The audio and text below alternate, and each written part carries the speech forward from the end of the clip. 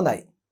මීට පෙර සාකච්ඡා කරන ලද විෂය කරුණු වලදී අපි ඔබට ඉදිරිපත් කරා කාර්මික විප්ලවය ලෝකයේ විවිධ ක්ෂේත්‍රයන් කෙරෙහි පුළුල් ලෙස බලපෑම් ඇති කරපු ආකාරය. විශේෂයෙන්ම ලෝකයේ දේශපාලන ක්ෂේත්‍රය, යුරෝපා රටවල දේශපාලනයේ ඇති වූ වෙනස, ඒකම ලෝකයේ ආර්ථික ක්ෂේත්‍රය, ලෝකයේ නව ආර්ථික ක්‍රමවේද බිහිවීම, ඒකම අපි සාකච්ඡා කරා සමාජීය වෙනස්කම්, සමාජයට කරපු බලපෑම, සමාජීය ක්ෂේත්‍රයේ ඇති වූ වෙනස්කම්. මෙන්න මේ ආකාරයට කාර්මික විප්ලවය පුළුල් ක්ෂේත්‍ර ගණනාවක් කෙරෙහි, දේශපාලන ආර්ථික සමාජ කාරණා කෙරෙහි බලපාපු ආකාරය අපි මීට ඉහත සාකච්ඡා කරපු වැඩසටහනෙන් ඉදිරිපත් කරා. මෙම කොටස ඔස්සේ අපි බලාපොරොත්තු වෙනවා මුලින්ම කාර්මික විප්ලවය පුළුල් සංකල්පයක්. මේ පුළුල් සංකල්පය තුළ ලෝකයට වෙච්ච හොඳ දේවල් බොහෝයි, යහපත් දේවල්. ඒ වගේම කාර්මික විප්ලවය නිසා ලොවට සිදු අයහපත් දේවලුත් තියෙනවා. අයහපත් දේත් බොහෝයි. මෙන්න මේ හොඳ නරක කාර්මික විප්ලවයේ වාසි අවාසි, එහෙමත් නැත්නම් යහපත් අයහපත් ප්‍රතිඵල සාකච්ඡා කිරීමට තමයි අපි දැන් සූදානම් වෙන්නේ. හොඳයි දුවේ පුතේ, මේ බලන්න කාර්මික විප්ලවයේ මුලින්ම දීලා තියෙන්නේ යහපත් ප්‍රතිඵල. අපි බලමු කාර්මික විප්ලවය නිසා මොනවද වෙච්ච යහපත් ප්‍රතිඵල කියලා. අපි මේක මාතෘකාවක් ලෙස සලකමු. දැන් අපි කතා කරන්නේ මම මෙන්න මේ රවුම් කරන කොටස අවධානය යොමු කරන්න ඒකට. කාර්මික විප්ලවය. වරින් වර මේ පාඩම විස්තර කරනකොට අපි ඉදිරිපත් කරා මේ මිනිසාගේ ජීවන තත්වයට බලපෑවා. සමාජයේ එක පිරිසක් ඉහළ සුඛෝපභෝගී ජීවිත ගත කරන අතරේ තව පිරිසක් දුක්ඛිත තත්වයට ඇද වැටුණා. නිර්ධන පන්තියේ කම්කරුවන් දුක්ඛිත තත්වයට ඇද වැටුණා වගේම නාගරික ප්‍රජාව, ධනපති පන්තිය සමාජයේ ඉහළට ගියා. උන් ධනවතුන් වුණා, සුඛෝපභෝගී ජීවිතවලට හුරු වුණා. කොහොම වුණත් කාර්මික විප්ලවය නිසා පොදුවේ මේ සමාජය දෙස බලනකොට, කාර්මික විප්ලවයට භාජනය වෙච්ච සමාජයක් දෙස බලනකොට අපට පේන්න තියෙන එක ප්‍රතිඵලයක් තමයි, ඒක අපි යහපත් ප්‍රතිඵලයක් හැටියට ගන්නවා, මිනිසාගේ ජීවන තත්ත්වය උසස් වීම. ඉස්සරට වැඩිය උසස් ජීවිත ගත කරනවා. ඉස්සර වගේ යම් යම් කටයුතු වලට අධික ලෙස ශ්‍රමය වගුරමින්, අසාමාන්‍ය දුක් ගැහැට වලට මුහුණ දෙමින් ජීවත් වෙච්ච මිනිස්සු හරියට වෛද්‍ය ප්‍රතිකාරයක්, බෙහෙතක්, හේතක්, නවීන තාක්ෂණයක්, රෝහල් පහසුකම් නැහැ. හරියට යන්ත්‍ර සූත්‍ර මෙවලම් නැහැ. බල ශක්ති භාවිතයක් නැහැ. අවශ්‍ය පමණට භාණ්ඩ නැහැ. රැකියා හිගයි. මෙන්න මේ තත්වයන් තුරන් වෙලා, විශේෂයෙන්ම වැඩවසම් යුගයේ ඉඳලා පැවතිච්ච සමාජ පීඩනයන් තුරන් වෙලා මිනිස්සුන්ට නිදහස්ව නිවහල්ව ජීවත් වෙන්න පුළුවන් ආර්ථික වටපිටාවක් නිර්මාණය වුණා. දැන් ශ්‍රී ලංකාවේ මේ ක්‍රමවේදය, මේ ධනේශ්වර ක්‍රමයේ ප්‍රතිලාභ හොඳටම භුක්ති විඳින්න ගත්තේ 1977 විවෘත ආර්ථිකය ඇති කරාට පස්සේ.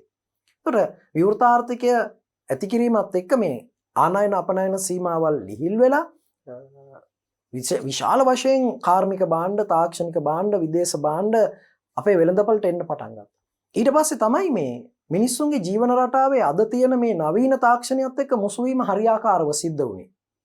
වෙළඳපළ ආර්ථිකය, විවෘත ආර්ථිකයක් කියන්නේ වෙළඳපළ ආර්ථිකයකට හරියටම මේ අපේ රට හැඩ ගැහුනේ. ශ්‍රී ලංකාව පැත්තෙන් ගත්තොත් එහෙම වාහන, මෝටර රථ පාරවල් වල බහුල වුණේ. එතකොට ගෙදෙට්ට රූපවාහිනී යන්ත්‍රය, දුරකථනය, ශීතකරණය ලැබුණේ. එතකොට මිනිස්සු ටිකක් නිවහල්ව මේ ජීවත් වෙන්න සෞඛ්‍ය පහසුකම්, වෛද්‍ය ප්‍රතිකාර, ඖෂධ වර්ග, එතනින් ගියහම සංනිවේදනයේ ප්‍රතිලාභ, අද ලබා ගන්නා සංනිවේදනයේ ප්‍රතිලාභ. එතකොට මිනිසුන් විදේශගත වීම, විදේශ රැකියා කරා යාම, අධ්‍යාපනයේ නිම්වලලු පුළුල් වීම, ඒ සඳහා නවීන තාක්ෂණය මුසු කර ගැනීම, වර්තමාන වෙනකොට මේ අපි භාවිතා කරන අන්තර්ජාල අධ්‍යාපනය, සමාජ මාධ්‍ය ඔස්සේ ඔබ මේ ඉගෙන ගන්නා ක්‍රමය. ඉතින් මේ වගේ දේවල් වලට මග පෑදුනේ කාර්මික විප්ලවයෙන් පස්සේ. මිනිස්සුන්ගේ ජීවන තත්ත්වය උසස් වෙලා, දෛනික වැඩ කටයුතු පහසු වෙලා, යම් කටයුත්තක් සඳහා මිනිසා දරන වෙහෙස මහන්සිය අඩු වෙලා, සරලව පහසුවෙන් අඩු කාලෙකදී අඩු වෙහෙසකින් වැඩි වැඩ ප්‍රමාණයක් කරගන්න, අඩු වෙහෙසකින් වැඩි භාණ්ඩ ප්‍රමාණයක් නිපදව ගන්න, බල ශක්ති භාවිතය වගේ දේවල් මිනිස්සුන්ට බොහෝ පහසු වුණා. යන්ත්‍ර සූත්‍ර භාවිතය බොහෝ පහසු වුණා. ගැමි ගෙදරක කාන්තාවක් වී ටික හාල් බවට පත් කරගන්න වංගෙඩියේ දාලා මෝල් ගහ අරගෙන උදේ ඉඳන් හවස් වෙනකන් කොටලා තමයි වීගෝනියක් එකතු කරගන්නේ. සමහර විට දවසකින් කරගන්නත් බැරි වෙනවා. හැබැයි දැන් මේ කාර්ය යන්ත්‍ර සූත්‍ර මගින් බොහොම සුළු වේලාවකදී කරගන්න පුළුවන් වෙහෙසටපත් නොවි. එතකොට මිනිසාගේ දෛනික කටයුතු පහසු වෙලා තියෙනවා. ගොයන් කපනකොට ගිනි අවුවේ ගිහිල්ලා දෑකැත්ත අරගෙන නැමිලා කොන්ද කැඩෙනකන් මේ ගොයන් කපාගෙන ඒවා ඔළුවේ තියාගෙන ගොයන් මිටි බැඳලා වී කරල් එකතු කරගෙන ගේන්න ඕන නැහැ. දැන් ඒ සඳහා යන්ත්‍ර සූත්‍ර තියෙනවා. ඒතර මිනිසාගේ දෛනික කටයුතු වල පහසුවක් වෙලා තියෙනවා. උස් ගොඩනැගිල්ලක් උඩට යනකොට රෝහලක කියලා හිතමු. උඩට යනකොට වයස්ගත රෝගීන් කොන්ද අතගගා දනිස් අතගගා පඩියක් දෙකක් නැගලා අයිනකට හේතු වෙලා විවේක අරගෙන ඊළඟ තට්ටුවට යනකන් ටිකක් වෙලා ඉඳලා කවුරු හරි කෙනෙක්ට මහත්යෝ මාව පොඩ්ඩක් උඩට ඇරලවන්නකො කියන්න ඕනේ. ඒ සඳහා දැන් විදුලි සෝපානය තියෙනවා. ඉක්මනින් වෙහෙසක් නැතුව උඩට යන්න ඉන්න පුළුවන්. ඉතින් මම මේ කිව්වේ අපි එදිනෙදා ජීවිතයේ දකින සරල උදාහරණ කිහිපයක්. වෛද්‍ය විද්‍යාවේ දියුණුව මිනිසාගේ ජීවන තත්ත්වය උසස් වීමට හේතුවක්. සුඛෝපභෝගී භාණ්ඩ පරිහරණයට මිනිසා යොමු වීම, දෛනික ජීවිතේ වැඩ කටයුතු පහසු කරගන්න භාණ්ඩ පරිහරණයට මිනිසා යොමු වීම, මිනිසා නිෂ්පාදන සඳහා දරපු වෙහෙස මහන්සිය අඩු වීම, වඩාත් ගුණාත්මක භාණ්ඩ වෙළඳපළට පැමිණීම, සරල යන්ත්‍ර සූත්‍ර මෙවලම් වෙළඳපළට පැමිණීම, මේ බොහෝ කාලයක් මිඩංගු කරලා කරගත්ත වැඩ ඒත් හරියට කරගන්න බෑ. කාලයක් මිඩංගු කරලත් සමහරවිට අපි ලිපියක් යවනවා. මේ ලිපිය යන්න අපිට අදාළ පණිවිඩය යන්න දින ගණනාවක් යනවා. සමහරවිට මේ ලිපිය ලැබුණාද කියලාත් අපිට නිශ්චිත නෑ. සමහරවිට යවපු ලියුම් ලැබිලා නෑ. හැබැයි දැන් අපිට තහවුරු කරගන්න පුළුවන් sannivedana දියුණු. අපේ අදාළ පුද්ගලයාගේ රූපෙත් පෙනිපෙනි.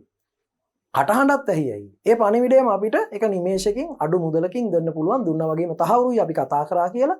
ඉතින් ඒ වගේ මිනිසාගේ ජීවිතය හොඳින් පවත්වගෙන යන්න ඕන බොහෝ දේ වෙළඳපොළ තුලින් ඉටු කරගන්න පුළුවන් වෙච්ච එක හරි වටිනවා. ඉතින් මිනිසාගේ ජීවන තත්ත්වය උසස් වීම. මිනිස්සු උසස් ජීවිත ලස්සනට ඇඳලා පැළඳලා ඉන්නවා. එතකොට හොඳට කාලා බීලා ඉන්නවා. එතකොට ලොකු රැකියා ප්‍රමාණයක් ලැබිලා තියෙනවා. ලොකු භාණ්ඩ ප්‍රමාණයක් වෙළඳපොළට එනවා. විවිධ භාණ්ඩ වර්ග තියෙනවා.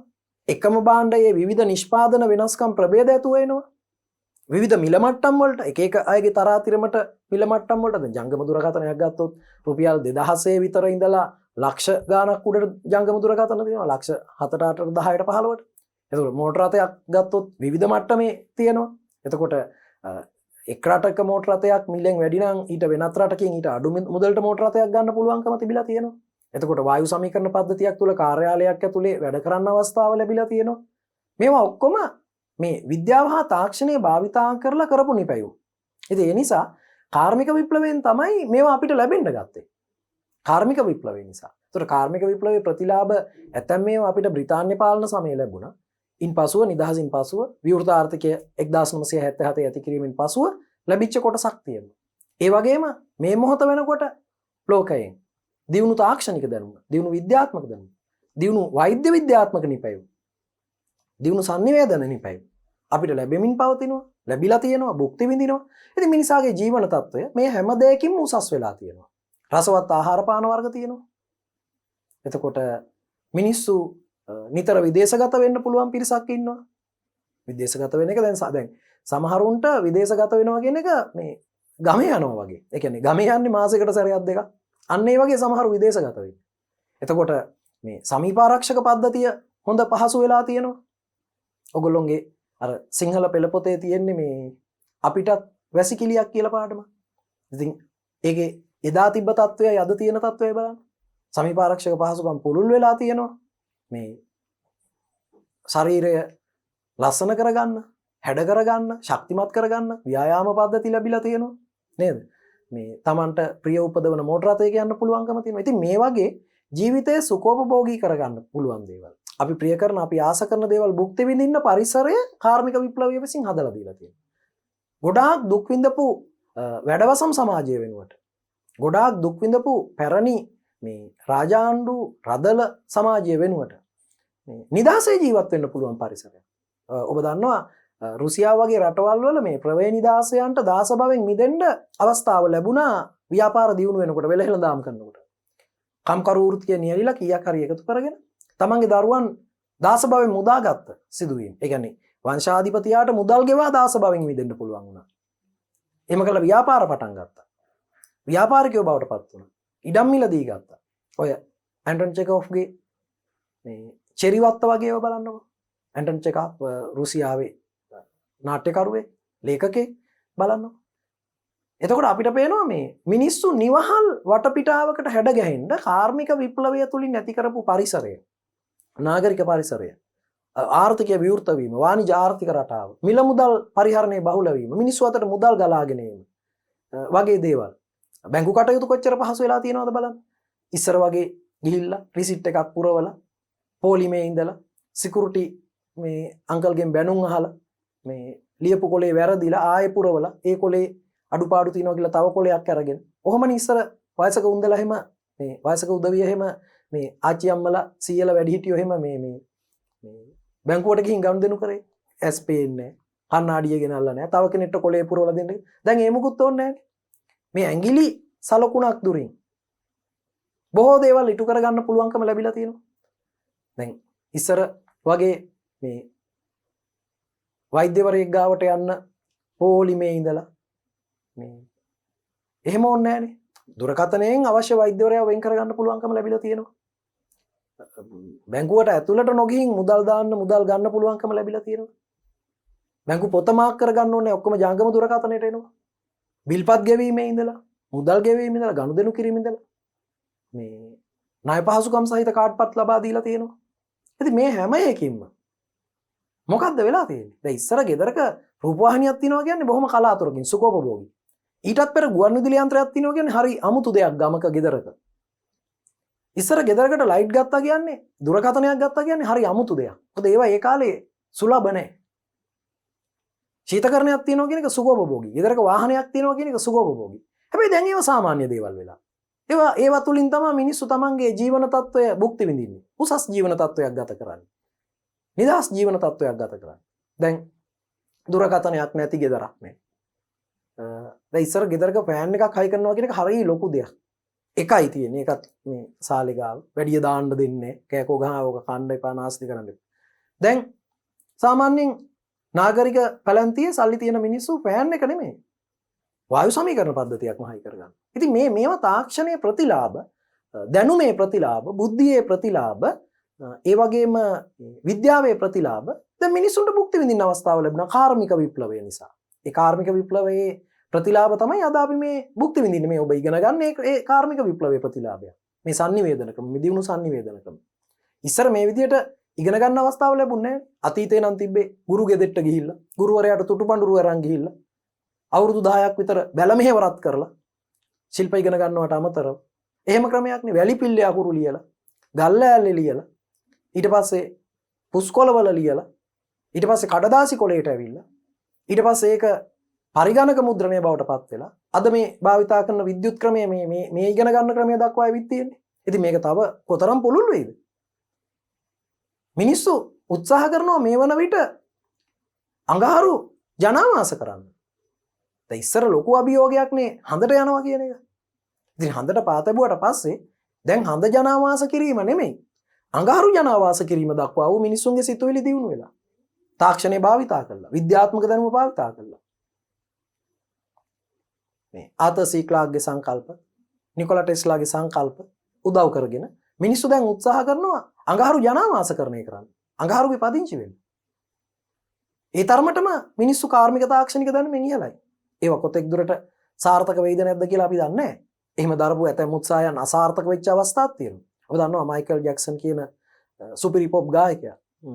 බොහෝ කාලයක් ජීවත් වෙන්න සැලසුම් කරගෙන විශේෂඥ වෛද්‍යවරු රැසකගේ සේවය ලබා ගනිමින් දිනපතා විශේෂඥ වෛද්‍යවරු ලව්වා තමන්ගේ මෙඩිකල් චෙක් ශරීරය පරීක්ෂා කරගනිමින් තමන්ගේ සෞඛ්‍ය තත්ත්වය මෙඩිකල් චෙක් අප් කරගනිමින් ප්‍රතිකාර ලබා ගනිමින් විශේෂිත ඔක්සිජන් කුටිවල මේ කාලය ගත කරමින් හිටියා. නමුත් ඒ සමහර දේවල් කරගන්න බැරි වුණා. එහෙම වෙන්නත් පුළුවන්. සාර්ථක අසාර්ථක දෙපැත්තම තියෙනවා. ඉතින් ඒක නිසා මතු අත්භවයේදී මතු ජීවිතයේදී මෙලොවෙන් තුරන් වී ගුවනේ පියාඹන්න වේවි. ඒ කියන්නේ වෙන ග්‍රහ ලෝකවල ජීවත් වෙන යුගයක් එන්න පුළුවන්. ග්‍රහ ලෝක ගානේ අභ්‍යාසාවසේ මිතුරන් සොයා යන්න වේවි නේද? අපේ යාළුවෝ අපේ නෑයෝ අපි දන්න කියන අය වෙන රටවල ඉන්නවා වගේ මතු ජීවිතවලදී අනාගතයේ ජීවිතවල මේ ග්‍රහලෝක ගානේ අභ්‍යවකාශය මිතුරන් සොයා යන්න වෙයි. ඒ කාලෙදී මේ තිබ්බ මානව බැඳීම්, මේ ආදරය, මේ ආධ්‍යාත්මික බැඳීම් තියෙනවා කියලා වගේ අදහසක් තමයි කියන්නේ. ඒ කාලෙදිත් මා සොයන්නේ ඔයා වයිලඳේ. අපි ගෙනාවු සංසාර බැඳීම් එක මතු ජීවිතේදීත් වෙන ඔහේ නේද? දැන් ඔතන කියන්නේ මේ ලෝකේ නෙමෙයි, මේ රටේ නෙමෙයි. හරිද? වෙන ග්‍රහ ලෝකයක හිටියත් මං ඔබව සොයාගෙන එනවා කියන අදහස. ලොකු සංකල්පයක් නේද? වෙන ග්‍රහ ලෝකයක හිටියත් එනවා කියනවා. ඉතින් ඒ වගේ පුළුල් සංකල්ප. මේ සරල ගීතයක් වුණාට ඒකේ තියෙන සංකල්පය පුළුල්. අර 1970 දශකයේ ගුරුවරයෙක් රචනා කරපු ගීතයක් තියෙනවා විදුලි දුම්රියේ චංචල නාදය සවනට වැකෙන වෙලේ. මේ ගීතයෙන් කියවෙන්නේ එදා විදුලි දුම්රියක් කියන එක මේ ජපානයේ පටන් ගත්ත විතරයි. අත්හදා බැලීම් කළා පටන් ගත්ත විතරයි. වැඩි කාලයක් නෑ ජපානෙත් පටන් අරන් ඒ වෙනකොට. ඉතින් විදුලි දුම්රියේ චංචල නාදය සවනට වැකෙන වෙලේ. කඳුළු පිරිදෙනෙත් අතරින් මේ විදුලි දුම්රියේ සද්ද ඇහෙනකොට දන්නවා මේ එනවා කෝච්චිය. මේක එනවා තමන්ගේ ස්වාමි පුරුෂයා. එතකොට අර කඳුළු පිස දාලා සතුටු වෙනවා කාලයකට පස්සේ නගරේ ඉඳලා රැකියාවේ නිරත වෙලා ගමට එන ස්වාමියා දැකලා. ඒ වගේ අදහසක්. සමහරවිට ස්වාමියාම නොවෙන්න පුළුවන්. හොඳද? ඉතින්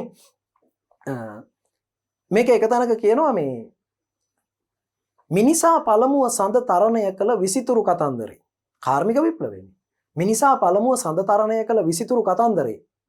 පුරසඳ මඩලේ සිනමා මැදුරක නරඹමු නිසංසලේ. කොහෙද සිනමා මැදුර තියෙන්නේ? හඳේ. හඳේ සිනමා මැදුරක ඉඳගෙන මුලින්ම හඳට ආපු කතන්දරේ චිත්‍රපටියක් විදිහට බලනවා. හඳ ජනාවාස වෙච්ච විදිහ. අර ලංකාවට මේ ප්‍රාග්ඓතිහාසිකයෝගේ මානවය ඇවිල්ලා පදිංචි වෙච්ච විදිහ අපි දැන් උගන්වනවා වගේ. හරිද? ඒක ලස්සනට අපිට චිත්‍රපටියකට නා ගන්න පුළුවන් නම් ඉගෙන ගන්න එක පහසුයිනේ. අප්‍රිකාවෙන් මානවය ව්‍යාප්ත වෙලා මේ ලංකාවට ආපු විදිහ, ඇවිල්ලා විවිධ දේශගුණ කලාපවල පදිංචි වෙච්ච විදිහ. කඳුකරේ, වෙරළබඩ, තෙත් කලාපේ, වියලි කලාපේ, අර්ධ ශුෂ්ක කලාපේ, ගල් ගුහාවල ජීවත් වෙච්ච විදිය, එලි මහන් වාසස්ථාන හදාගෙන ගිනි මෙල ගහගෙන හිටපු විදිය, සත්තු දඩයන් කරපු විදිය, ගල් පතුරු උල් කරගත්ත විදිය, අලයක් ගෙඩියක් කොලයක් හාරගෙන හිඳගෙන කාපු විදිය. ඒ අතීත කතාව ෆිල්ම් එකකට බලන්න පුළුවන්. ඒ වගේ මිනිසා පළමුව හඳට ගිය අතීත සිදුවීම හඳේ ජනාවාස කරගෙන ඉන්න මිනිස්සු, හඳේ ජනාවාස කරගෙන ඉන්න මිනිස්සු සිනමා මැදුරක ඉඳන් සිනමා මැදුරක ඉඳන් බලනවා. ඉතිහාස කතාව. ඒකනේ කියන්නේ. එතකොට මේ නරඹමු සුරඟුන් රඟ දෙන රැඟුමන් පියඹන අවන්හලේ. ඔය පියඹන අවන්හල් සංකල්පය දැන් තියෙනවා. දැන් භාවිතා කරනවා. අභ්‍යවකාශයේ ආහාර වේලක් ගන්න කැපතිද කියලා වෙළඳ දැන්වීම දාලා තිබ්බ මන් දැක්ක. එතකොට පාවෙන උයනේ මීවිත පුරමු අපි. පාවෙන උයන් සංකල්පය දැන් තියෙනවා. ඒක එකක් තමයි ඔය ෆ්ලෝටින් මාකටින් කියලා තියෙන්නේ. පාවෙන උද්‍යාන වගේ නෞකා තියෙනවා. ඒවා විනෝදාස්වාදය සඳහා, උත්සව සැනකෙළි සඳහා, සංචාරකයන් සඳහා හරි ගස්සපුවා. එතකොට මේ ගීතයෙන් කියන්නේ මොකද්ද? ඉදිරියේදී ලබන කාර්මික දැනුම, කාර්මික දියුණුව. ඉතින් ඔබට පේනවා කාර්මික විප්ලවය විසින් අපිට ළඟා කර දීලා තියෙනවා, අත්පත් කර දීලා තියෙනවා අපේ ජීවන තත්ත්වය උසස් කර ගැනීමේ අවස්ථාව. එකම ගැටලුව තියෙන්නේ මේක හරි තරංගකාරී වීම. තරංගකාරීත්වය මත යමෙක්ට ඉස්සරහට එන්න පුළුවන්. කොටසක් මේ තරගෙන් පරදිනවා. එතකොට ඒක අපි කාර්මික විප්ලවයේ අයහපත් පැත්තේ පීඩිත දුක්ඛිත මිනිස්සු බිහිවීම ඒකත් අපි කතා කරමු. හොඳ පැත්තත් කතා කරමු. මේ හොඳ පැත්ත. මිනිසාගේ ජීවන තත්ත්වය කුමක් වීමද? උසස් ජීවන තත්ත්වයක් ගත කිරීමට අවස්ථාව උදා වීම. උසස් ජීවන තත්ත්වයක් හිමිවීම. මිනිසාගේ ජීවන තත්ත්වය උසස් වීම. උසස් ජීවන තත්ත්වයක් හිමිවීම.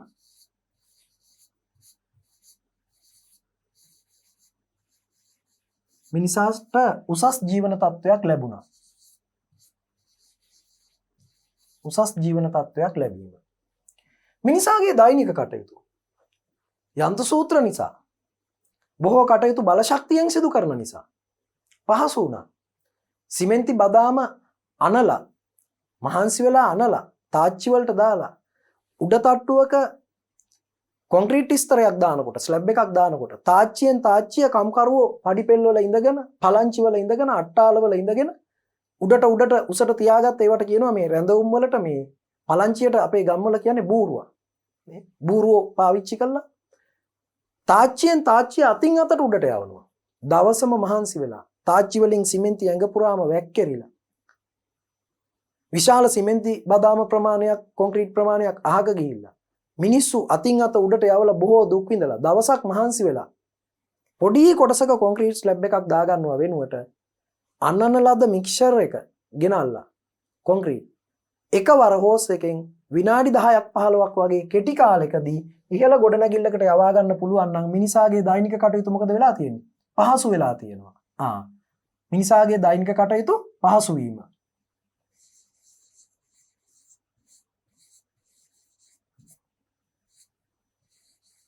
දෛනික කටයුතු කිව්වේ එදිනෙදා කටයුතු.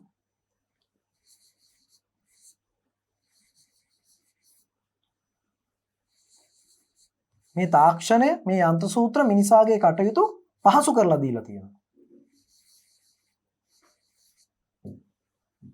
මිනිසාගේ දෛනික කටයුතු පහසු වීම මිනිස් කටයුතු පහසු කර දීලා තියෙනවා.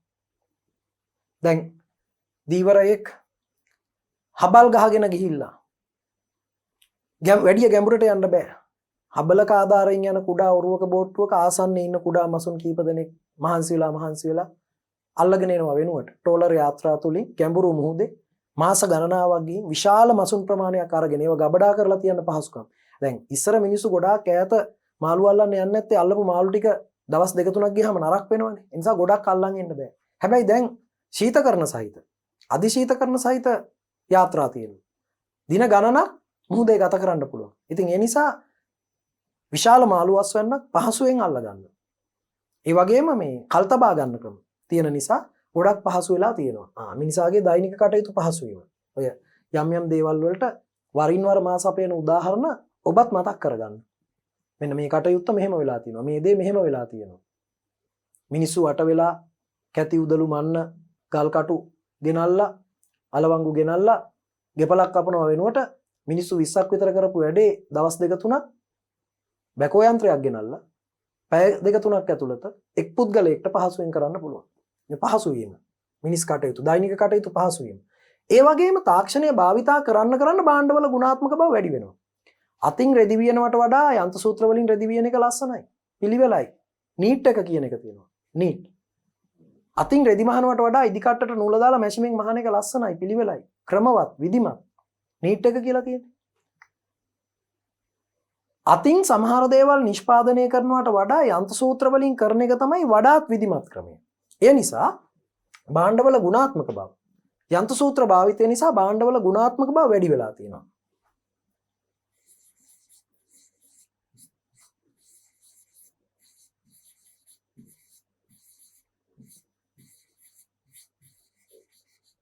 නිසා ගුණාත්මක වීම යන්ත්‍ර සූත්‍ර නිසා භාණ්ඩ වලට මොකද වෙලා තියෙන්නේ?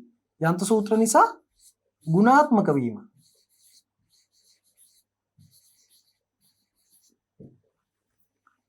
භාණ්ඩ වල ගුණාත්මක බව වැඩි වෙලා තියෙනවා. මේක මෙහෙම එකට එකතු වුණා නම් හරි. භාණ්ඩ වල ගුණාත්මක බව වැඩි වෙලා තියෙනවා යන්ත්‍ර සූත්‍ර නිසා. යන්ත්‍ර සූත්‍ර නිසා ගුණාත්මකයි. භාණ්ඩ නිෂ්පාදනය කරලා තියෙනවා විවිධ විදිහට. අලුත් තාක්ෂණ යොදාගෙන. ඊළඟ එක තොග නිෂ්පාදනය. මේ මහා පරිමාණයෙන් භාණ්ඩ තොගයක් සැනින් නිපදවා ගන්න දැන් පුළුවන්. නිදහස් වෙළඳ කලාපේ ඉඳලා එක රාත්‍රියකට මේ ඇඟලුම් පාර්සලයක් නෙමෙයි බෑග් එකක් නෙමෙයි බස් එකේ දාගෙන නෙමෙයි ලොරියක නෙමෙයි කන්ටේනර් 100 ගාණක් පරායට ඇදෙනවා. ඒ කියන්නේ භාණ්ඩ තොගයක් සැනින් නිපදවා ගැනීමේ හැකියාව යන්ත්‍ර සූත්‍ර නිසා මහා පරිමාණ භාණ්ඩ නිෂ්පාදනය. ඉතින් මෙහෙම නිපදවන්නේ ඇයි? ඉල්ලුමක් තියෙන නිසානේ. එහෙමනම් මේ විදිහට නිපදෙන්නේ නැත්තම් මොකද වෙන්නේ? ඒ ඉල්ලුම සපයා ගන්න බැරි වෙනවනේ. මිනිස්සුන්ට ආහාර හිගයකට, ඇඟලුම් හිගයකට, භාණ්ඩ හිගයකට මුණ දෙන්න වෙනවා. එහෙම හිග වෙච්ච ගමන් මිල වැඩි වෙනවනේ. තියෙන කෙනා ගණන් වැඩි කරනවනේ. මගේ ගාවත් භාණ්ඩ තියෙනවා නම්, එහා කඩේත් තියෙනවා නම්, අනිත් පැත්තේ කඩේත් තියෙනවා නම්, අල්ලපු කඩේත් තියෙනවා නම් මම වැඩි කරලා හරියන්නේ නැහැ නේද? මගේ ටික විකිනෙන්නේ මම බලන්න ඕන ඊට පස්සේ අනිත් අයට වඩා අඩුවෙන් දෙන්න. එහෙනම් භාණ්ඩ තොග නිෂ්පාදනය නේද? තොගයක් සැනින් නිපදවා ගත හැකි වීම. සැනින් කිව්වේ ඉක්මනින් ගොඩක්. භාණ්ඩ තොගයක් නේ තියෙන්නේ තොග නිෂ්පාදනය. තොගයක් සැනින් නිපදවා ගත හැකි වීම.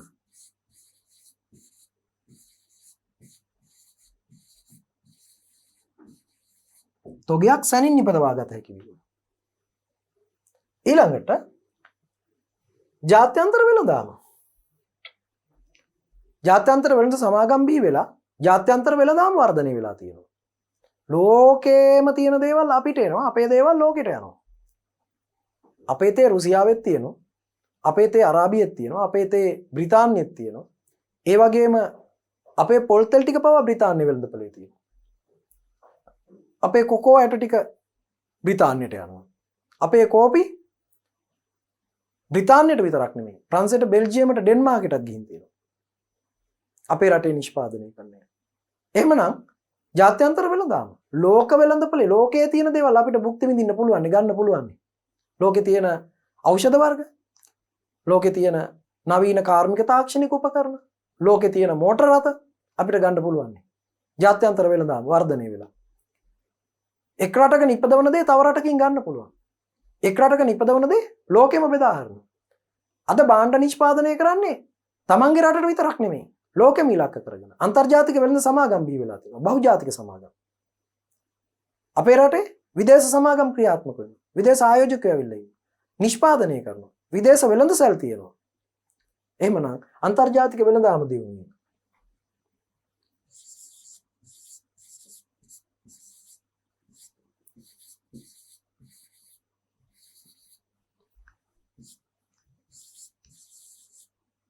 විදේශ වෙළඳාමේ ප්‍රතිලාභ ලැබීම. විදේශ වෙළඳාමේ ප්‍රතිලාභ ලැබිය හැකියි. ඊළඟට වෛද්‍ය විද්‍යාව. නවීන තාක්ෂණයත් එක්ක මුසු වෙච්ච වෛද්‍ය විද්‍යාව. CT ස්කෑන් යන්ත්‍රකින් පුළුවන් මේ අපේ ශරීරයේ වීදුරුවක් වගේ වෛද්‍යවරයාට මෙහා කොනේ ඉඳන් එහා කොනට බලන්න, ඉහළ ඉඳන් පහළට බලන්න. ඒ වගේම අතීතයේ ඇතැම් රෝගවලින් මිනිස්සු මිය ගියා. ඒවට ප්‍රතිකාර තිබ්බේ නැහැ. ඒවට ඖෂධ හොයාගෙන තිබ්බේ නැහැ. හැබැයි විද්‍යාව දියුණු වෙනකොට, කාර්මික දැනුම දියුණු වෙනකොට, තාක්ෂණය දියුණු වෙනකොට ඒවට ප්‍රතිකර්ම හොයාගෙන තියෙනවා. ලාදුරු රෝගේ, ඇතැම් පිළිකා වර්ග, ලෝකයෙන් ඇතැම් වසංගත රෝග තුරන් කරලා තියෙනවා, වසූරිය වගේ. ඒව නැත්තරම නැති වෙලා තියෙනවා. ඉස්සර මැලේරියාවෙන් විශාල වශයෙන් ශ්‍රී ලාංකිකයන් මිය ගියා. දැන් ඒවට ප්‍රතිකාර තියෙනවා. පහසුවෙන්ම ප්‍රතිකාර කරන්න පුළුවන්. ඒක නිසා වෛද්‍ය විද්‍යාවේ ලොකු දියුණුවක් ලැබලා තියෙනවා. වෛද්‍ය විද්‍යාව. වෛද්‍ය විද්‍යාවේ නවීන තාක්ෂණික ක්‍රම භාවිතය. නවීන තාක්ෂණය. ඒකම පර්යේෂණ. වෛද්‍ය විද්‍යාවේ නවීන තාක්ෂණය හා පර්යේෂණ සිදුවීම. ඒකම තව කාරණයකට යනවා. කාර්මික විප්ලවයෙන් වෙච්ච තව හොඳක් තමයි ප්‍රවාහනය, ගමනාගමනය. අපි මෙතෙන්ට ගමනාගමනය කියලා දාමුකෝ. අපේ ගමන් බිමන් පහසු වීම. ප්‍රවාහනය කිව්වහම මගී ප්‍රවාහනය වගේම භාණ්ඩ ප්‍රවාහනයත් අයි තියෙන්නේ. ගමනාගමනය. විශාල භාණ්ඩ තොග පිටින් කන්ටේනර් 100,000 ගාණක් ගෙනියන්න පුළුවන් නෞකා නිපදවලා තියෙනවා. ඒක මිනිසාගේ වෙළඳපළ අවශ්‍යතා, භාණ්ඩ අවශ්‍යතා ඉටු කරගන්න හොඳ හේතුවක්. එක මහද්වීපයක නිපදවන දේවල්, එක රටක නිපදවන දේවල් තව මහද්වීපයකට පහසුවෙන් ගෙන යන්න ක්‍රම තියෙනවා. මිනිසාට ගමන් බිමන් යන්න සුඛෝපභෝගී ක්‍රම ලැබිලා තියෙනවා. ජපානයේ විදුලි දුම්රිය, අධිවේගී දුම්රිය පැයට කිලෝමීටර් 400, 500, 600 වේගෙන් ඉතාම සාර්ථකව යනවා. අනතුරු අඩුයි, ආරක්ෂිතයි. දියුණු ප්‍රවාහන පද්ධතිය, අධිවේගී මාර්ග, මිනිසාගේ කාලය ඉතුරුයි, වෙහෙස ඉතුරුයි. පැය 4ක් විතර ගිය ගමන පැයකින් පැයකමාරකින් යන්න පුළුවන්. වෙහෙස අඩුයි, කාලය ඉතිරි, පහසුකම් ලැබිලා තියෙනවා පහසුවෙන් යන්න, සුඛෝපභෝගී විදිහට යන්න. ඒ නිසා ප්‍රවාහනයේ ලොකු දියුණුවක්. ආහාර ගබඩා කරලා ප්‍රවාහනය කරන්න. ඒකම මස් මාංශ කිරිපිටි ප්‍රවාහනය කරන්න. ඒවායේ මේ සුරක්ෂිතතාවය, ගුණාත්මක බව ආරක්ෂා වෙන විදිහට ප්‍රවාහනය කරන්න ලැබිලා තියෙනවා. භාණ්ඩ තොග පිටින් ප්‍රවාහනය කරන්න දුම්රිය යොදාගෙන තියෙනවා. එතකොට ප්‍රවාහනය, ගමනාගමනය දියුණු වීම.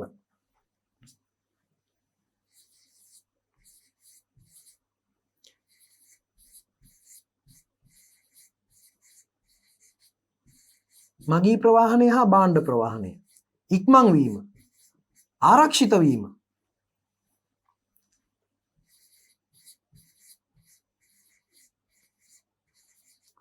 පහසු වීම සුඛෝපභෝගී වාහන. එක අවස්ථාවක මේ ජයවර්ධනපුර විශ්වවිද්‍යාලයේ ශිෂ්‍යයන් කණ්ඩායමක් ආපු විශ්වවිද්‍යාල බස් රථය මේ නාවින්න ප්‍රදේශයේදී මෝටර රථයක ගැටුණා. කාර් එකක. කාන්තාව මේ කාර් එක පදවගෙන ආව කාන්තාවක් කාර් එක පදවගෙන ආවේ බස් රථය ලොකු ලේලන් බස් එකක් ඒක පෙරළුණා. නමුත් කාර් රථය පදවගෙන ආපු කාන්තාව නිරුපද්‍රිතව ඒකෙන් එළියට බහලා ආවා. හිතන්නකෝ කොච්චර සුරක්ෂිතද කියලා මේ නවීන මෝටර රථ. බස් රථය පෙරළුණා. හැබැයි ඊට කුඩා වාහනයක් වෙච්ච කාර් එකේ දැන් තියෙන පහසුකම් තාක්ෂණය සුඛෝපභෝගී බවට අමතරව ආරක්ෂාව ගැන හිතලා තියෙනවා. එයා බෑග් 8ක් විතර තියෙනවා. ඒතර අනතුරක් වෙච්ච ගමන් හැම පැත්තෙම ආරක්ෂාව සපයලා දෙනවා. කාර් එක බස් එක පෙරලිලා තියද්දි කාර් එක පදවගෙන ආපු කාන්තාව දොර අරගෙන එළියට බැස්සා. ඒ තරමටම ආරක්ෂාව ගැන හිතලා තියෙනවා මෝටර රථය යන කෙනාගේ. ආරක්ෂාව, සුඛෝපභෝගී බව, ඉක්මන බාණ්ඩ තොගයක් ගෙන යෑමේ හැකියාව. ඉස්සර කරත්තවල නැගලා ගියේ, අස්සේ අපිටේ ගියේ. එහෙමනේ ගමන් බී. හරි. ඊට වැඩිය බැටළුවන්ගේ පිටේ මේ කොටළුවන්ගේ පිටේ බඩු ගෙනිච්ච බූරුවන්ගේ පිටේ. එහෙමනේ. ඉතින් ඊට වැඩිය හොඳ පහසු ක්‍රමයක් ලැබිලා තියෙනවානේ. දෝලාවේ ගියා. සමහරු කරේ තියාගෙන යන්න කියලා අන කරනවා. ආව කරේ තියන් ගෙනියන්න ඕනේ. ඒ වගේ ක්‍රම කර ගහගෙන, තල්ලු කරගෙන මිනිස්සු එකතු වෙලා සමහර රෝගීන් එහෙම අරගෙන ගිය ගම්බද ප්‍රදේශවල අට්ටාලයක් ගහලා ඒක උඩ තියලා කර ගහගෙන. දැන් එහෙම ඕනේ. එක දුරකථන ඇමතුමකින් ඔබට පුළුවන් ගිලන් රථයක් ගෙන්න. ඉතින් මේ පහසුව කාර්මික විප්ලවයෙන් අපිට ලැබිච්ච ප්‍රතිලාභව තමයි යහපත් දේවල්. ප්‍රවාහනයේ ගමනාගමනය දියුණු වෙලා තියෙනවා. නේද? මානව සම්බන්ධතා. sannivedanaya දියුණු වීමත් එක්ක මානව සම්බන්ධතා සමීප වීම. මං කිව්වේ ඉස්සර මං අර කලින් දවසක් කිව්ව මතකද? විදේශ රටකට ගිය කෙනෙක් ගියාද කියලා දැනගන්නත් ලියුම එන්නේ දවස් 30ක් 40ක් ගිහින් තැපෑලේ. මොකද එහෙ ගියාම එහෙන් දාන ලියුම මෙහෙට එන්න දවස් ගාණක් යනවා. ඉතින් එයා එහෙ ඉන්නවද? ගියාද? රැකියාව ලැබුණාද? මොකද උනේ කියලා තොරතුරු බලා ගන්න මෙහෙ දරුවෝ බලාගෙන ඉන්නවා. ස්වාමියා රැකියාවට ගියාම විදේශ රටක බිරිඳ දරුවෝ ඔය තැනත්තගේ මව්පියා බලන් ඉන්නවා ලියුමක් එවනකම්. හැබැයි දැන් එහෙම ඕනේ නැහැ. තමන් ගිය ගුවන්තොටුපළේ ඉඳගෙනම තමන් ඉන්නේ අහවල් රටේ කියලා පේන්නම රූපෙත් එක්ක උදේ හවස කෝල් ගන්න පුළුවන්. අඩු වියදමකින් මේ අන්තර්ජාල පහසුකම් නිසා sannivedanaya දියුණු වෙලා sannivedanaya අරමුණ අඩු වියදමකින් කාර්යක්ෂම සේවයක් ලබා ගැනීම. ඉතින් ඒක දැන් සිද්ධ වෙලා තියෙනවා. මුල් කාලේ ජංගම දුරකථන ආවම ලොකු බිලක් වැටුණා අපිට. විනාඩියට රුපියල් 20යි 12යි 50යි ඒ වගේ. හැබැයි දැන් බොහොම සත ගානකින් කතා කරන්න පුළුවන්. අන්තර්ජාලය හරහා. ඉතින් sannivedanaya දියුණු වීමෙන් වඩා ගුණාත්මක sannivedanaya. කටහඬට විතරක් නෙමෙයි රූපෙත් බලන්න පුළුවන්. ඒ මොහොතේම ලිපියක් යවනවට වැඩිය දැන් මේක දියුණු වෙලා තියෙනවා.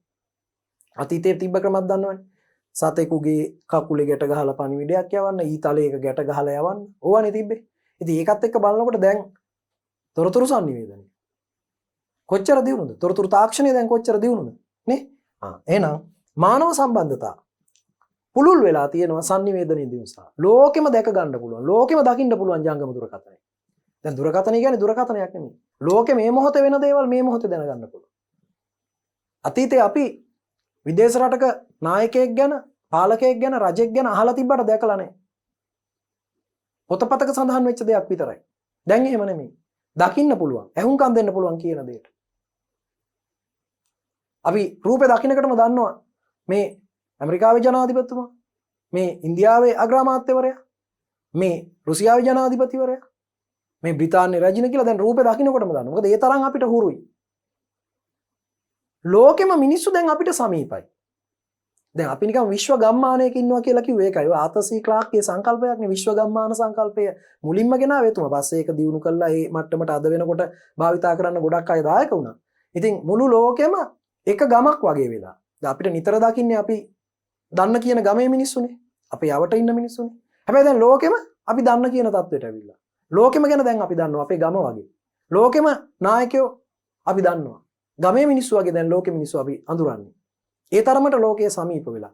sannivedanaya දියුණු වීම නිසා මානව සම්බන්ධතා සමීප වෙලා. අපි ඒකත් ලියමු.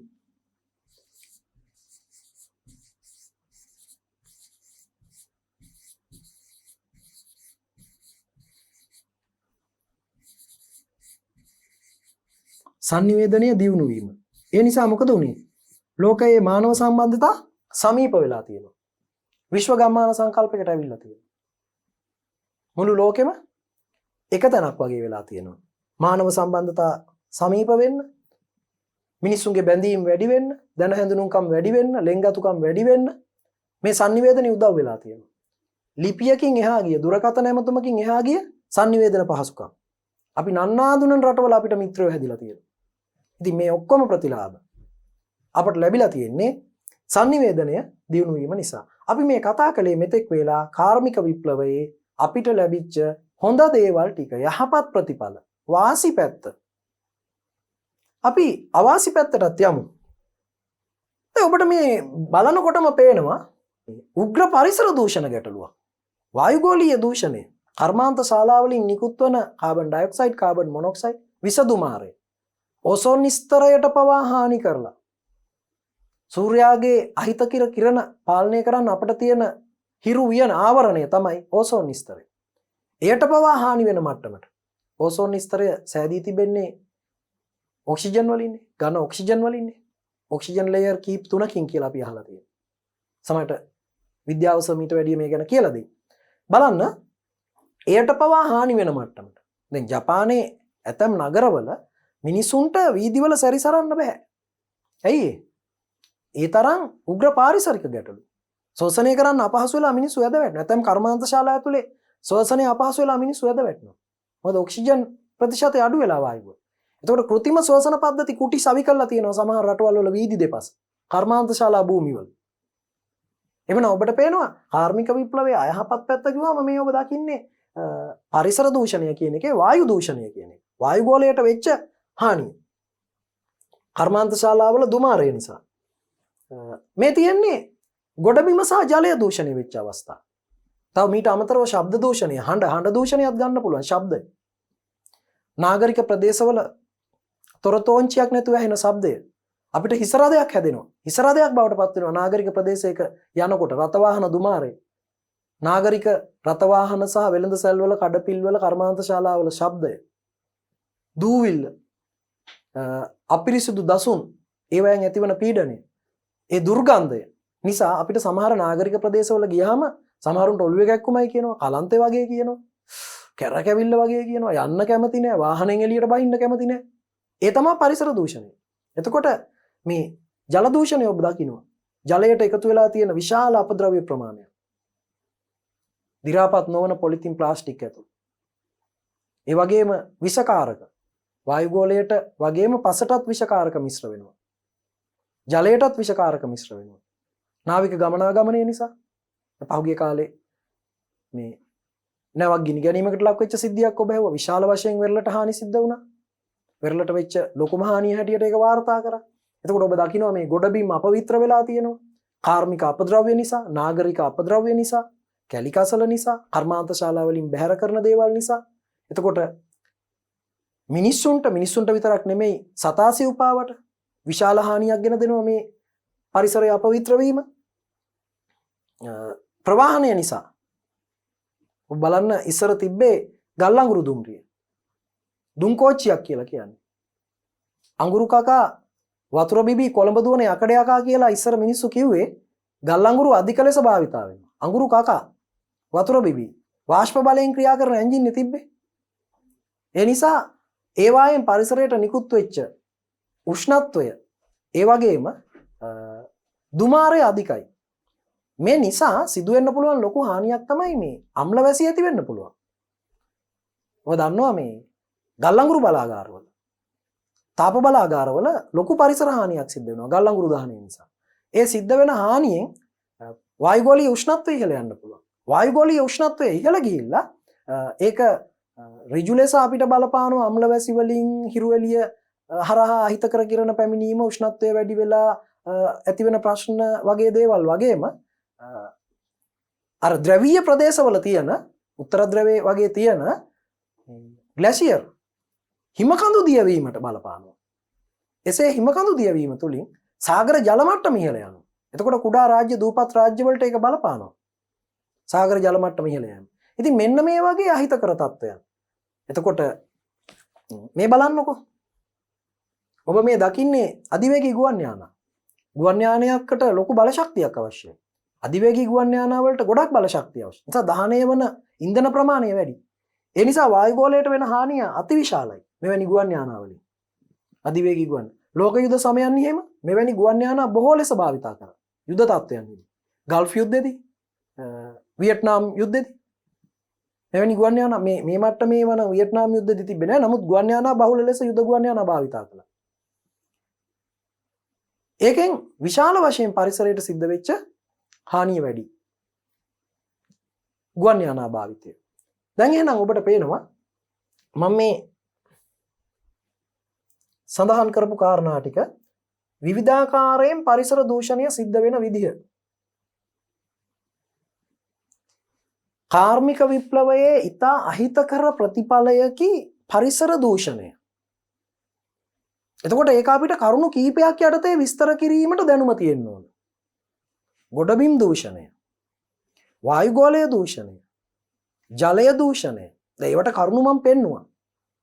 ඒකම මේ ශබ්ද දූෂණය, නාගරික පරිසරයන් ඇති වෙන අපවිත්‍රතාව, අම්ලවැසි ඇතිවීම. දැන් කාර්මික තාක්ෂණික ධර්ම වැඩි වෙනකොට න්‍යෂ්ටික බලාගාර භාවිතා කරා. මේ න්‍යෂ්ටික බලාගාරවල විකිරණශීලී අපද්‍රව්‍ය සමහර විට කාන්දු වීමක් වෙන්න පුළුවන්. න්‍යෂ්ටික බලාගාරවලින් තියෙන ජනනය කරන්න පුළුවන් බල ශක්තිය බොහොම ඉහළයි. ඒ වගේම වෙන්න පුළුවන් හානියත් බොහොම ඉහළයි. රුසියාවේ චර්නෝබිල් බලාගාරයේ ඇතිවෙච්ච විකිරණ කාන්දුව ලොකු ප්‍රශ්නයක් වුණා. ඉන්දියාවේ භෝපාල් බලාගාරයේ සිදු කාන්දු. ඒ වගේ සිදුවීම්. ජපානයේ සුනාමි අවස්ථාවක ෆුකුෂිමා බලාගාරයේ සිද්ධ වෙච්ච අනතුර. ලොකු හානියක් වෙන්න පුළුවන්. පාලනය කරගන්නත් පුළුවන් තාක්ෂණයේ දියුණුවක්. නමුත් පාලනය කළ නොහැකි අවස්ථා එනවා. ඉතින් මෙන්න මේ වගේ කරුණු අරගෙන අපේ ඕසෝන් ස්තරයට හානි වීම, මිහිතලය මිනිසාට නුසුදුසු තත්වයට පත්වෙච්ච අවස්ථා තියෙනවා. උතුරු මුහුද කියන්නේ මත්ස්‍ය සම්පත බහුල ප්‍රදේශයක් අතීතේ. හැබැයි වර්තමානයේ නාවික කටයුතු නිසා, බොරතෙල් කැණීම නිසා උතුරු මුහුද කියන ප්‍රදේශේ බ්‍රිතාන්‍ය ආශ්‍රිතව මත්ස්‍ය සම්පත නැති වෙලා තියෙනවා. ඇතම් කාර්මික ප්‍රදේශවලින් මිනිස් ජනාවාස ඉවත් කරන්න වෙලා තියෙනවා. ඒ තරම් මේ පරිසරය පිළිකාකාරක. අහිතකර දේවල්. ඇතම් කාර්මික ප්‍රදේශවල මිනිස් වාසයට නුසුදුසු තත්ත්වයක්. අනතුරුදායක තත්ත්වයක් නැති වෙලා තියෙනවා. මං කිව්වේ ශ්වසන පද්ධතිය අක්‍රිය වෙලා මිනිස්සු මිය යන්න පුළුවන්. ඔක්සිජන් ප්‍රතිශතය පහළ වෙනවා. ලෝකෙන් ඇතම් පරිසර පද්ධති ඇතම් ජීවී වර්ග නැත්තරම නැති වෙලා ගිහින් තියෙනවා. වඳ වෙලා. ඇතම් ශාක වර්ග මේ පාරිසරික ගැටලු නිසා. එරල් මුහුද ලෝකෙට අහිමි වෙලා තියෙනවා. කාර්මීකරණය නිසා කර්මාන්ත ශාලා සඳහා එරල් මුහුදට ජලය ලැබෙන ගංගාවල ජලය හරවාගෙන විශාල වශයෙන් කපු තිරිඟු වගාවේ නිරත වීම නිසා එරල් මුහුද සිඳී ගොස් තිබෙනවා. ජලය අඩු වෙනකොට ලවණ ප්‍රමාණය වැඩි වෙනවා. මේ අධික ලවණ ප්‍රතිශතය නිසා මිනිසුන් රෝගීන් බවට පත් වෙනවා. පිළිකාකාරක තත්ත්වයක් නැති වෙනවා. ඒ භූමියේ හරහා ආමන වේගවත් සුළඟෙන් මේ ලවණ මිශ්‍ර වැලි වාතයට මුසු වෙලා දූවිලි අංශු වශයෙන් මිනිසුන්ගේ ශ්වසන පද්ධතිය අක්‍රිය කරලා තියෙනවා. ඒ වගේ ලෝකෙන් මුහුදක් නැති වුණා කියන්නේ කාර්මික විප්ලවය නිසා, කර්මාන්ත ශාලා නිසා. එතකොට කර්මාන්ත ශාලා වලින් නිකුත් කරන ඇතැම් රසායනික ද්‍රව්‍ය ජලයට මිශ්‍ර වීම, ගංගා ඇලදොල අපවිත්‍ර වීම, මේ වගේ ප්‍රශ්න ගොඩක් පරිසරය සම්බන්ධව කාර්මික විප්ලවයේදී කතා කරන්න පුළුවන්.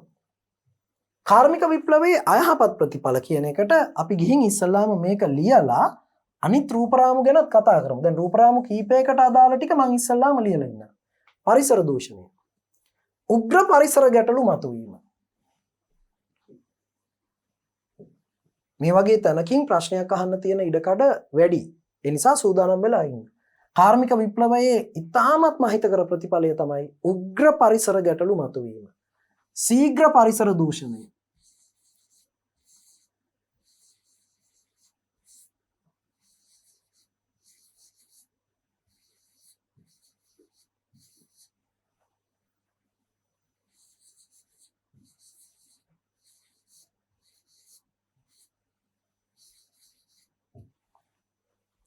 අපි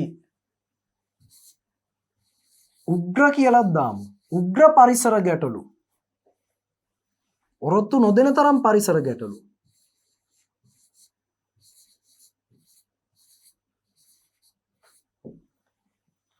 මිහිතලය මිනිස් වාසයකට නුසුදුසු වීම. මිනිසුන් නෙමෙයි මම කිව්ව ඇතම් ශාක සහ සතුන් අතුරුදන් වී තිබෙනවා. වඳ වී ගොස් තිබෙනවා.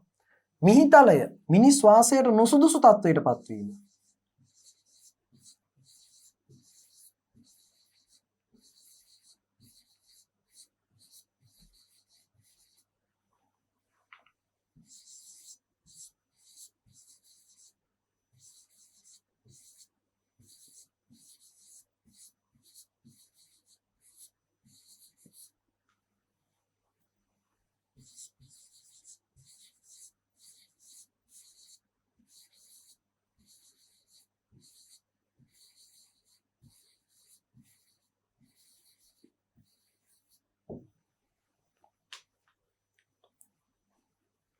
මෙන්න මේ පරිසර දූෂණය කියන තැන යටින් මම ඒකේ කොටස් ටිකක් දෙන්නම්.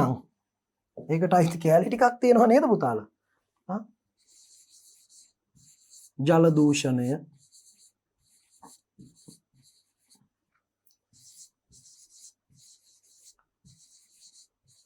ගොඩබිම් දූෂණය, වායු දූෂණය, එතකොට ශබ්ද දූෂණය.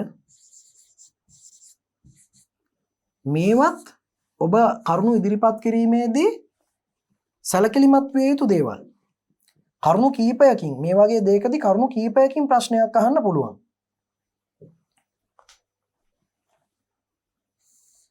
මෙන්න මේ පරිසර දූෂණය කියන එක කාර්මික විප්ලවයේ අහිතකර ප්‍රතිඵලවලදී පළවෙනියටම ගන්න.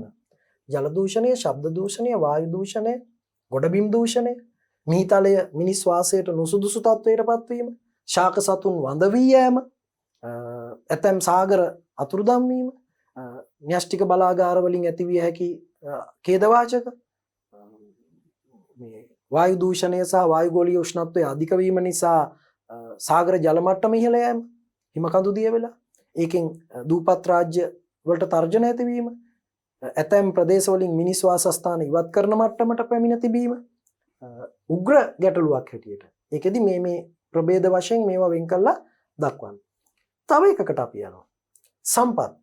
සම්පත් ගැන කතා කරන්න කලින් අපි බලමු අර පස්සේ දැකපු තව රූප ටිකක් තිබ්බනේ.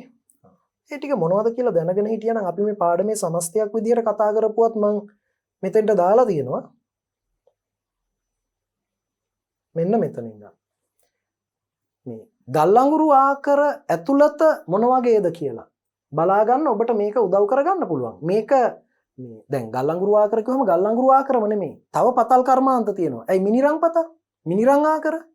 මේ එවැනි එකක්. මේ අපේ රටේ දර්ශනයක්. මේ වගේම තමයි ගල්අඟුරු පතලු. මේ පොළව යට තියෙන විශාල දෝනාමගින් ඈතට ගල්අඟුරු හෝ මිනිරං හෝ කඩාගෙන ඇවිල්ලා ඒවා මේ පෙට්ටිවල දාලා ගොඩබිමට ගේන්න සූදානම් කරලා තියෙන. ගොඩබිම කිව්වේ පොළවේ මතු පිටට ගන්න සූදානම් කරලා තියෙන අවස්ථාව. පොළව යට. මේ ඉහළ පස් තට්ටු කඩන් වැටෙන හින්දා තමයි මේ ලී ආවරණ එහෙම රඳවලා තියෙන්නේ. ඔබ මේ දකින්නේ පොළව යට පතල් කර්මාන්තයේ නියැලෙන අවස්ථාව. මේ තියෙන්නේ විදේශ රටක පොළව යටට හාරගෙන ගිහින් තිබ්බ ගල්අඟුරු පතලක වෙච්ච අනතුරක්. එය කඩා වැටීමක්. විදේශ රටක ගල්අඟුරු පතලක වෙච්ච අනතුරක් මේ භූමිය කඩාගෙන ගිහින් ඒ ගල්අඟුරු ආකාරයක සිදු වූ පිපිරීමක් හේතුවෙන්. ඔබ මේ දකින්නේ. මම කියවනේ පතල් කර්මාන්තයේ ගල්අඟුරු කර්මාන්තයේ තමයි මිනිස්සු වැඩිපුරම දුෂ්කරතාවයන්ට මුහුණ දීපු කර්මාන්තය කියලා. ඒක තමයි දිනු කරන්න අමාරුම උනේ. නේද? ගල්අඟුරු ආකාර ඇතුලේ මේ ඔක්සිජන් නැති වෙන්න පුළුවන්. මොකද විෂ වායු තියෙනවා. ඒ නිසා ඊළඟට ආකාර ඇතුලේ ඉන්න අමාරුයි. වාතය නැහැ, උෂ්ණත්වය පිට වෙන්නේ නැහැ ශරීරේ.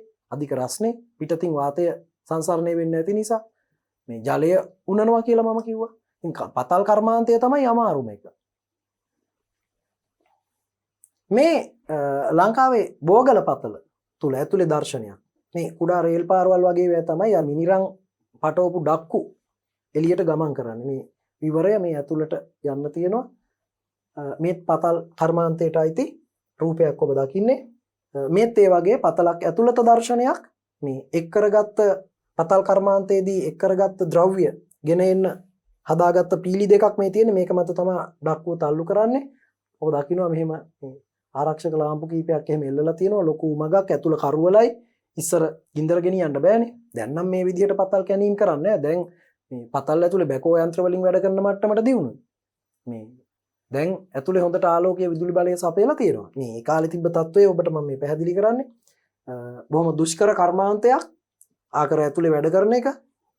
ඔබට පේනවා මේ පතල් කම්කරුවා ගල්ලංගුරු මිනිරන් වගේ පතල් වල මේ වගේ දුෂ්කරතා මැද්දේ රාජකාරී කරන්න ඕන අනතුරුදායකයි. මේ උඩින් ගල් කුට්ටි කඩන් වැටෙන්න පුළුවන්. මේ ගල් කකුලට පෙරලා දනිස් පොල් කටු කැඩෙන්න පුළුවන්. බොහොම වෙහෙසකර කටයුත්තක්.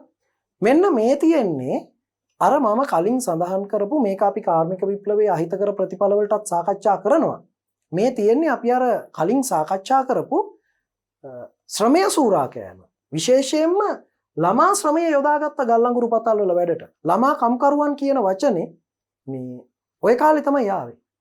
මිනිස්සු ජීවත් වෙන්න බැරි කමට පුංචි ළමයිවත් වැඩට එක්කන් ගියා. කාන්තාවත් වැඩට අරන් ගියා. කාන්තා ශ්‍රමය, කාන්තා ශ්‍රමිකයන්. කාන්තා කම්කරුවන් බිහි වුණා.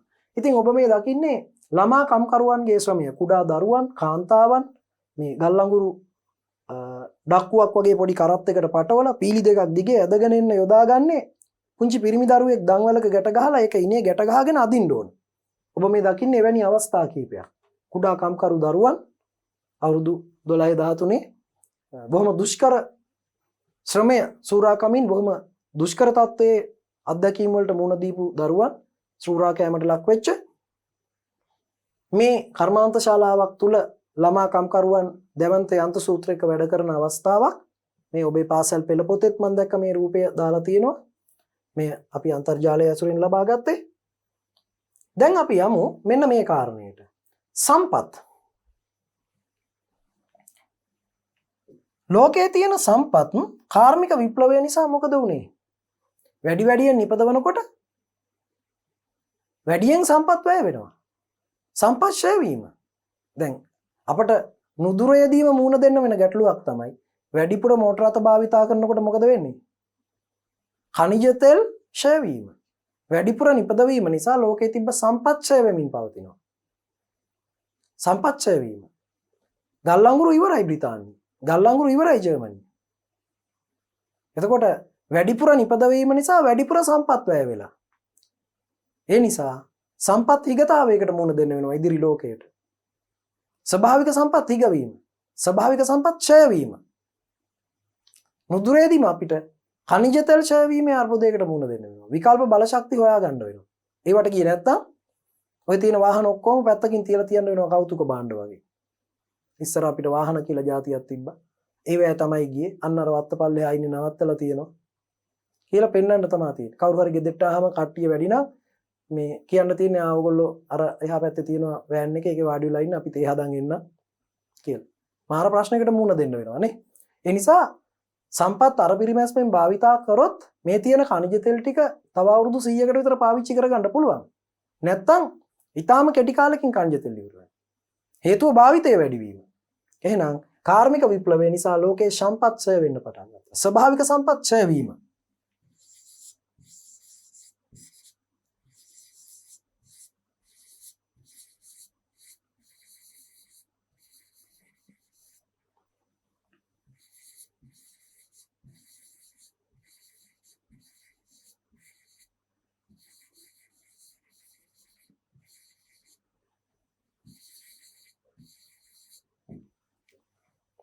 සම්පත් හිග වුණාම මොකද වෙන්නේ?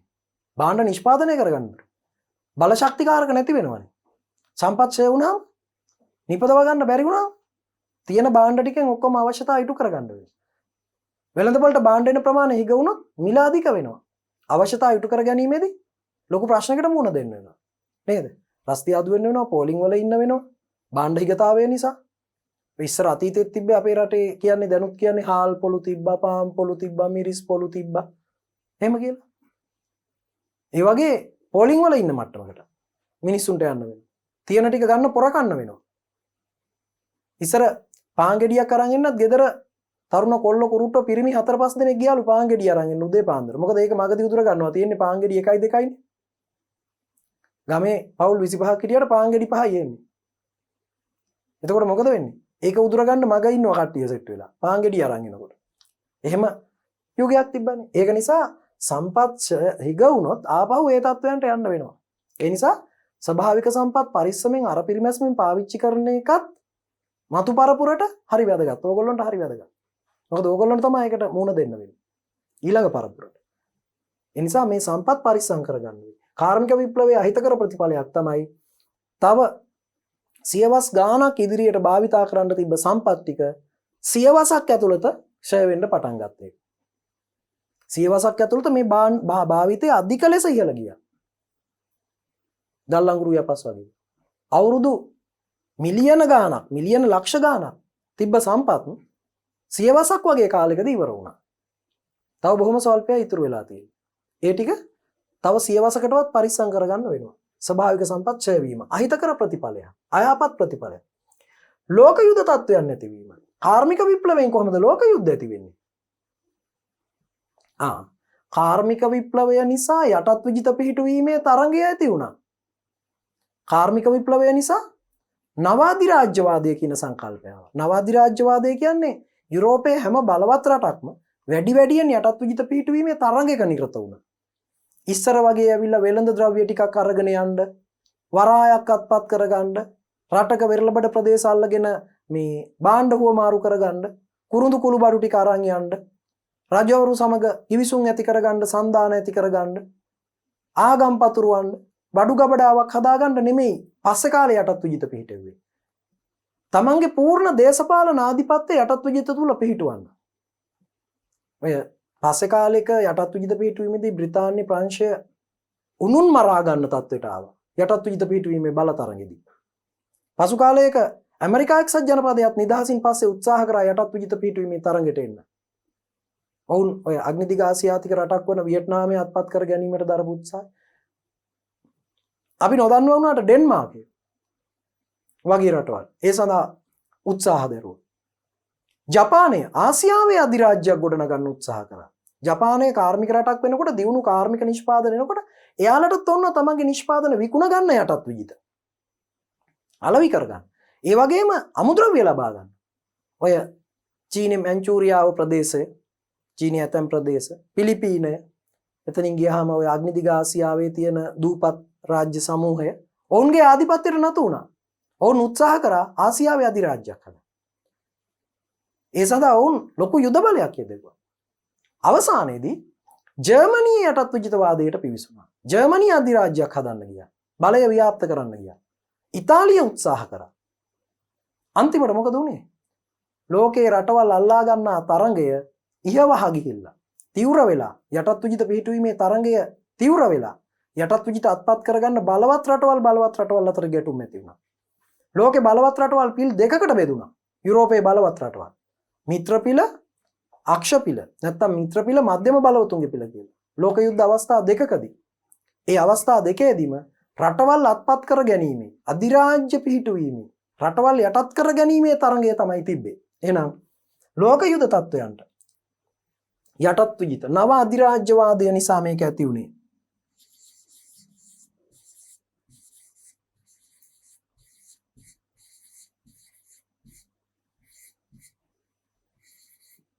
නව අධිරාජ්‍යවාදය නිසා. බල තරංගය, රටවල් අල්ලගන්න තරංගය, බල තරංගය නිසා මේ තත්ත්වය ඇති වුණේ. ලෝක යුද තත්ත්වය. යටත් විජිත පිහිටුවීමේ තරංගය තීව්‍ර කිරීම. යටත් විජිත තම පූර්ණ දේශපාලන ආධිපත්‍යයට නතු කර ගැනීම. හැම මහද්වීපයක්ම තමන් යටතට ගන්න තිබ්බ උවමනාව. උත්සාහ කරේ මුළු අප්‍රිකාවම තමන් අතට ගන්න. මුළු ඇමරිකා මහද්වීපයම තමන් අතට ගන්න. අන්න එහෙම උත්සාහයක් දැරුවා. එහෙනම් යටත් විජිත පිහිටුවීමට ඇතිවෙච්ච බලතරංගය නතර වුණේ අන්තිමට ලෝකේ බලවත් රටවල් ලෝක යුද්ධ වලට පෙළඹිලා භයානක ලෝක සංග්‍රාම පවා සිදු වෙලා. යටත් විජිත පිහිටුවීමේ තරංගය, බල තරංගය. දුක්ඛිත ජීවන රටාව. දුක්ඛිත ජීවන රටාවට නිදසුන් තමයි මම මේ කීපයක් දැක්කුවේ. මිනිස්සු දුක් විඳපු විදිය. දුක්ඛිත ජීවන රටාවට නිදසුන් තමයි මම අර ඉහත රූප කීපයකින් දැක්කුවේ. ළමා ශ්‍රමිකයන් යොදා ගැනීම, කාන්තාවන් යොදා ගැනීම, ශ්‍රමයේ සූරා කෑම, අවම පහසුකම් යටතේ ජීවත් වෙන්න සිද්ධ වීම, නාගරික කම්කරුවන්ට ඉන්න හිටින්නවත් තැනක් නැතිවීම, අඩු මුදලකට වැඩි ශ්‍රමයක් වගුරන්න සිදුවීම, ශ්‍රමයේ සූරං කෑම කිව්වේ. අවම වැටුපක් යටතේ සේවය කිරීම, එතකොට අවම සමීප ආරක්ෂාව යටතේ ජීවත් වෙන්න සිදුවීම, ඉන්න තැන බෝඩිමක් වෙන්න පුළුවන්, මුඩුක්කු නිවාසයක් වෙන්න පුළුවන්. මේ සරල පුංචි ආහාර වේලකින් යැපීම, ඒ වගේ දුක්ඛිත ජීවන රටාව. හරිද? මිනිස්සුන්ගේ ජීවිත දුක්ඛිත තත්ත්වයටපත් වුණා. ඒ වගේම ඇතමුන්ට හොඳ ජීවන රටාවක් ඇති වුණා. ඒක අපි හොඳ පැත්තේදී කතා කරා. හරිද? මිනිසුන්ගේ ජීවන රටාව දැන් ඉතා තරංගකාරී වෙලා තියෙනවා. තරංගකාරී මේක හොඳ නෑනේ. තරංගකාරී වීම හොඳ නෑනේ. තරංගකාරී අවිවේකී ජීවිත. මුදල් ලිපීමේ තරංගය.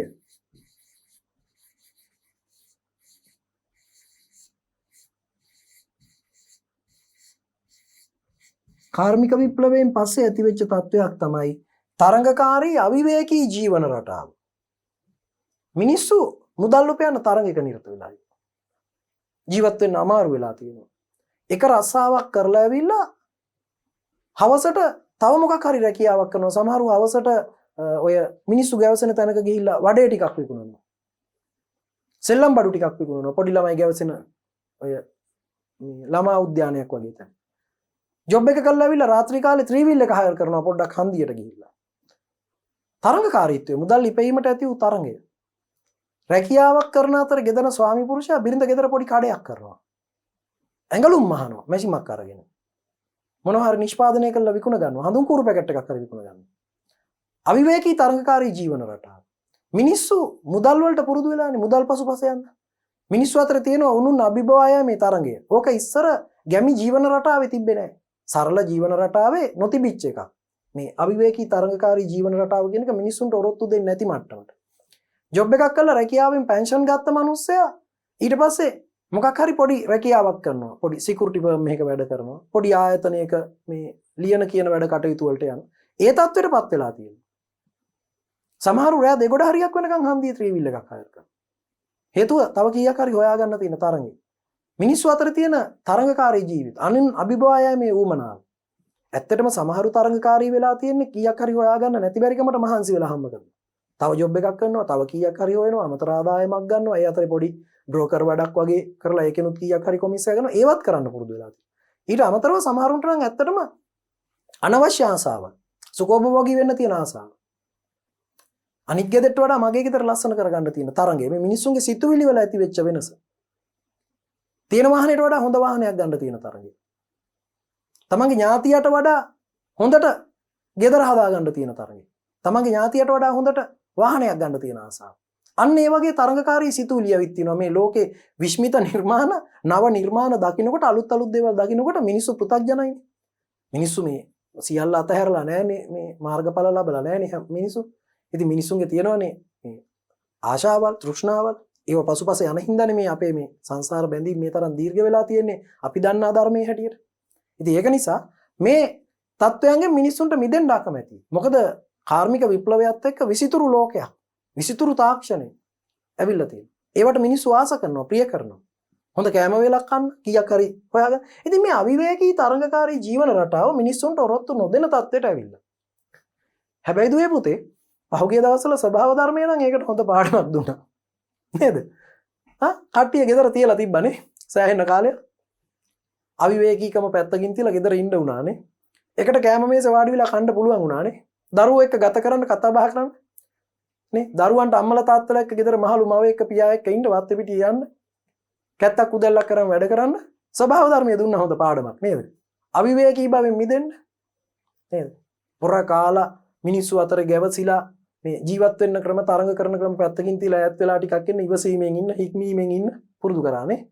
සමහර විට මේ මිනිස්සුන්ගේ අතිධාවනකාරී ජීවන රටාව, මේ වේගවත් ජීවන රටාව පාලනය කරන්න වෙන්නත් පුළුවන් ස්වභාව ධර්මය මේ වගේ දේවල් කරන්නේ.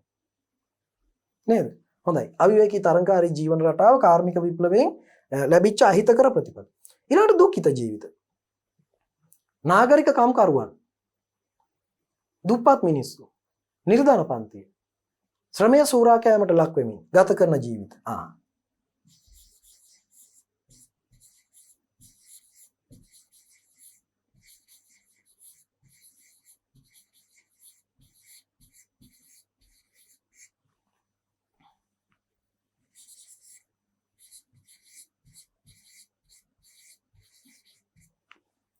නාගරික කම්කරුවන් අඩු වැටුප් ලැබීම. එයාලගේ ශ්‍රමය සූරං කෑම. ශ්‍රමය සූරා කෑම. තව එකක් තමයි අවම පහසුකම් යටතේ. සමීප ආරක්ෂාව අඩුයි. සමහරට නගරයක ජීවත් වෙන්නේ බෝඩිමක එක කාමරයක කීප දෙනෙක්. මුණ කට හොදන්න තියෙන එක ටැප් එකයි බෝඩිමක. ඉන්නේ මුරුක්කු නිවාසක වෙන්න පුළුවන්. හරියට කෑම වේලක් නැහැ. නේද? අවම පහසුකම්.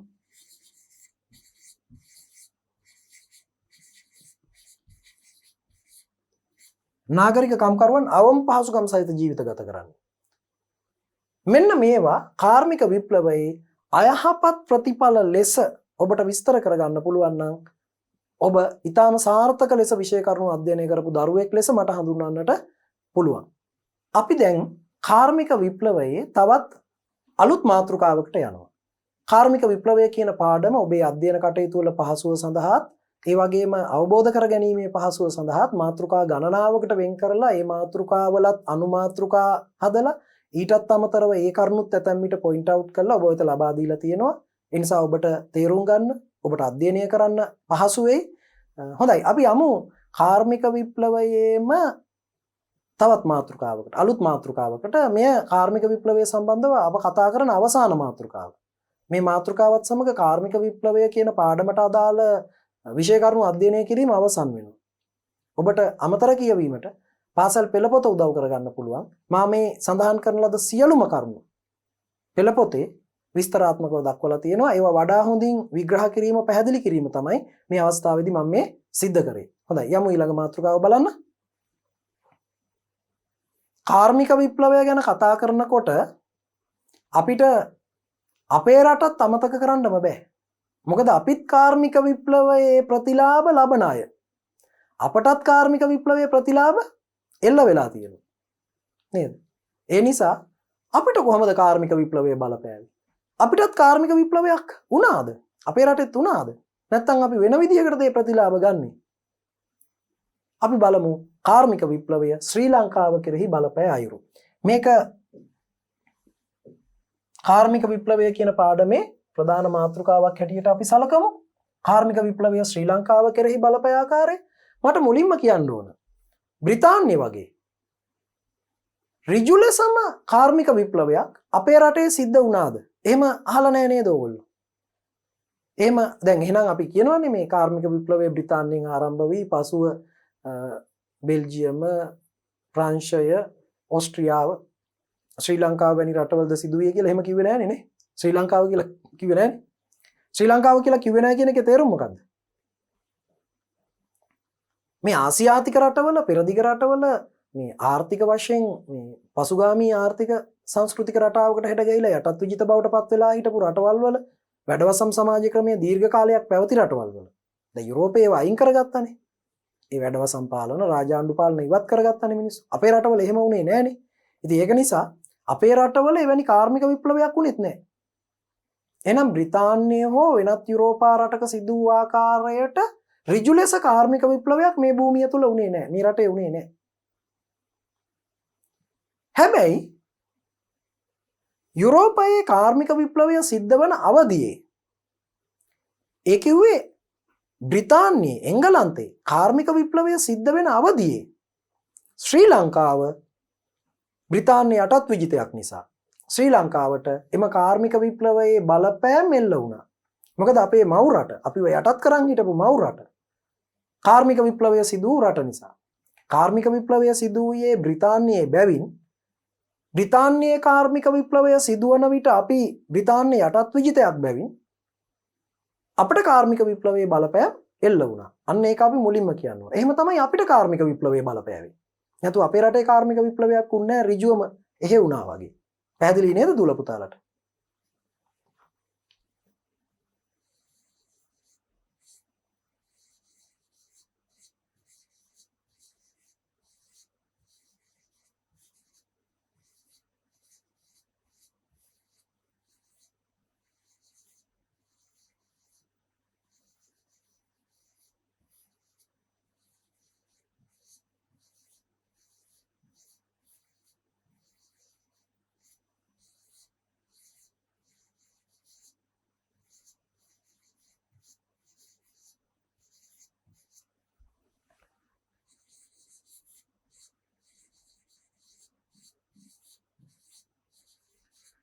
මේ බලන්න.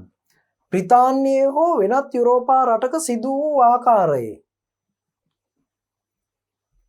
මොකද්ද? කාර්මික විප්ලවයක් ශ්‍රී ලංකාව තුල සිදු නොවුනි.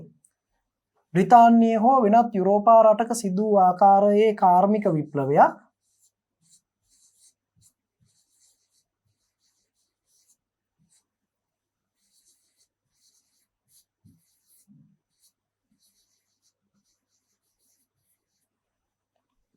ලංකාව තුල සිදු නොවුනි.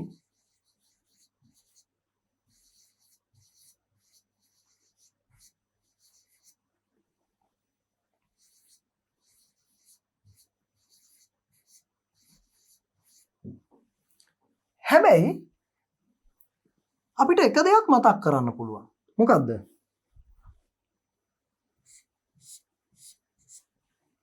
ඒ වන විට ශ්‍රී ලංකාව බ්‍රිතාන්‍ය යටත් විජිතයක් බැවින් අපිට එහි ආభాෂය ලැබුණා.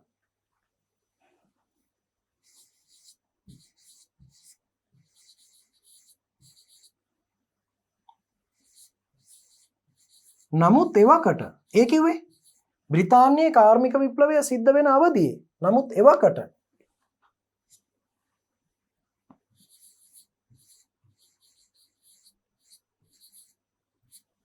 ලංකාව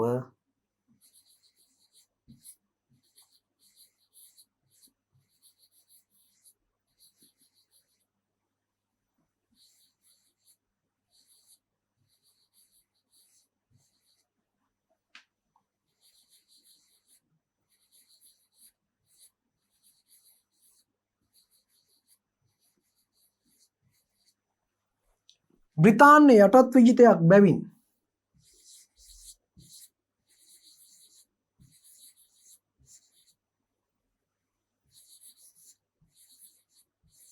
අපට මොකද වුනේ? කාර්මික විප්ලවයේ බලපෑම මෙල්ල විය. අපට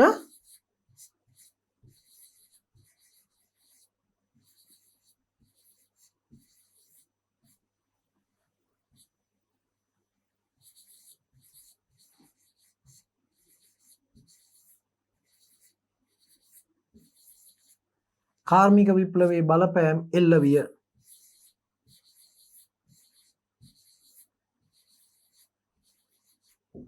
හොඳයි. අපි බලමු කොහොමද එල්ල වුණේ කොයි ක්ෂේත්‍රවලද කියලා. බ්‍රිතාන්‍ය පාලන සමයේ ටික ටික ලංකාවේ වතු වගාව දියුණු වෙමින් පැවතියා. වතු වගාව පුළුල් වෙමින් පැවතියා. වතු වගාව දියුණු කරන්න අවශ්‍ය යන්ත්‍ර සූත්‍ර කීපයක් ගෙන්නලා තියෙනවා. ඒවකට හිටපු මුල්ම ඉංග්‍රීසි ආණ්ඩුකාරයා ෆ්‍රෙඩරික් නෝත්. නෝත් ආණ්ඩුකාරතුමා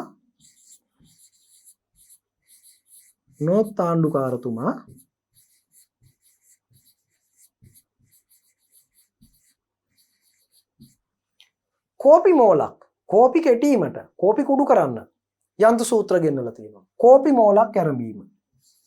ඒකට යන්ත්‍ර සූත්‍ර ගෙන්නලා තියෙනවා.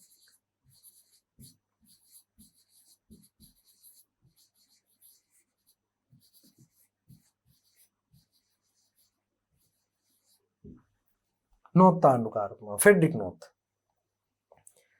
වතු වගාවේ අවශ්‍යතාව සඳහා අවශ්‍ය යන්ත්‍ර සූත්‍ර ගෙන්නලා තියෙනවා. තේ දළු අඹරන්න, තේ දළු වේලන්න,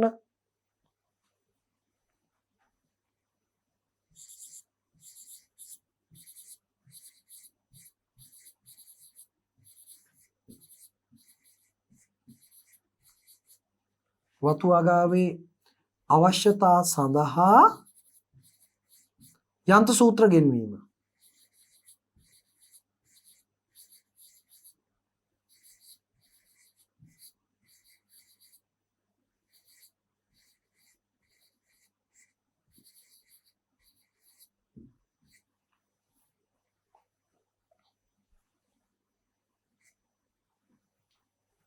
හොඳයි.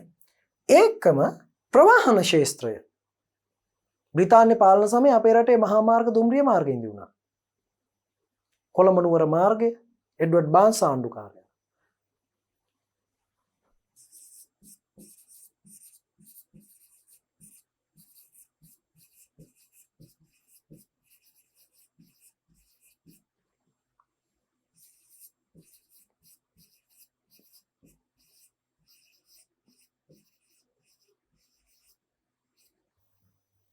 එඩ්වඩ් බාන්ස් ආණ්ඩුකාරයා මහා මාර්ග තැනීම. කොළඹ නුවර මාර්ගය. මෙරට පළවෙනි මහා මාර්ගය. මැකඩම් ක්‍රමයට පාරවල් තැනීම කියලා කිව්වත් හරි ඉතින්. මැකඩම් ක්‍රමයට හදපු පළවෙනි පාර. ඉස්සර තිබ්බේ හතරස් ගල් කුට්ටි පොළවට ඔබවන එක. ගල් ලයිසන් කරනවා කියලා කියන්නේ. අර ඉන්ටර්ලොක් අල්ලන ක්‍රමයට කළු ගල් කුට්ටි පොළවට හිර කරලා හිටවන එක. ඒ වෙනුවට තාර යොදා මාර්ග තැනීමේ ක්‍රමය පසු කාලයක අපේ රටේ ආරම්භ වුණා. එඩ්වඩ් බාන්ස් මුලින්ම කොළඹ නුවර මාර්ගය හැදුවේ. ඒකම හෙන්රි වොඩ් ආණ්ඩුකාරතුමා වොඩ් ආණ්ඩුකාරයා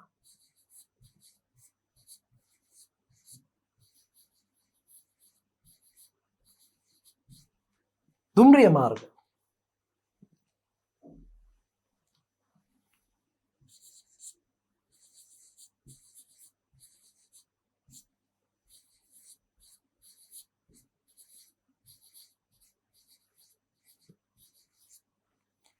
මුලින්ම කොළඹ නුවර දුම්රිය මාර්ගය හැදුවා. පස්සේ මේක නාවලපිටිය, ගම්පල, බණ්ඩාරවිල දක්වා නානුවය, ඔහිය, පට්ටිපොළ හරහා හපුතලේ, දියතලාව, බණ්ඩාරවිල දක්වා දීර්ඝ කරලා තියෙනවා. දැන් නම් මේ දුම්රිය මාර්ගය බදුල්ල දක්වාම තියෙනවා නේද?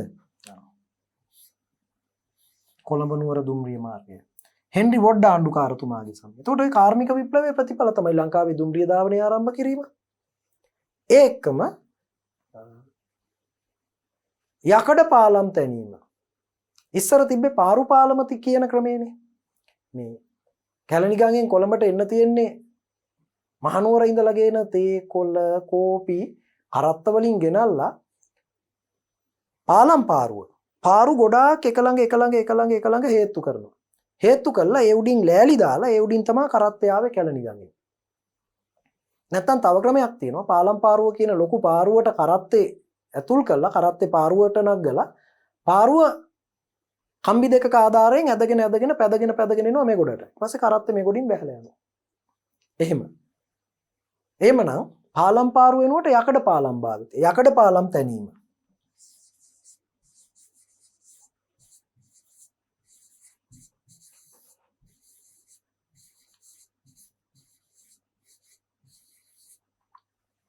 හොඳයි.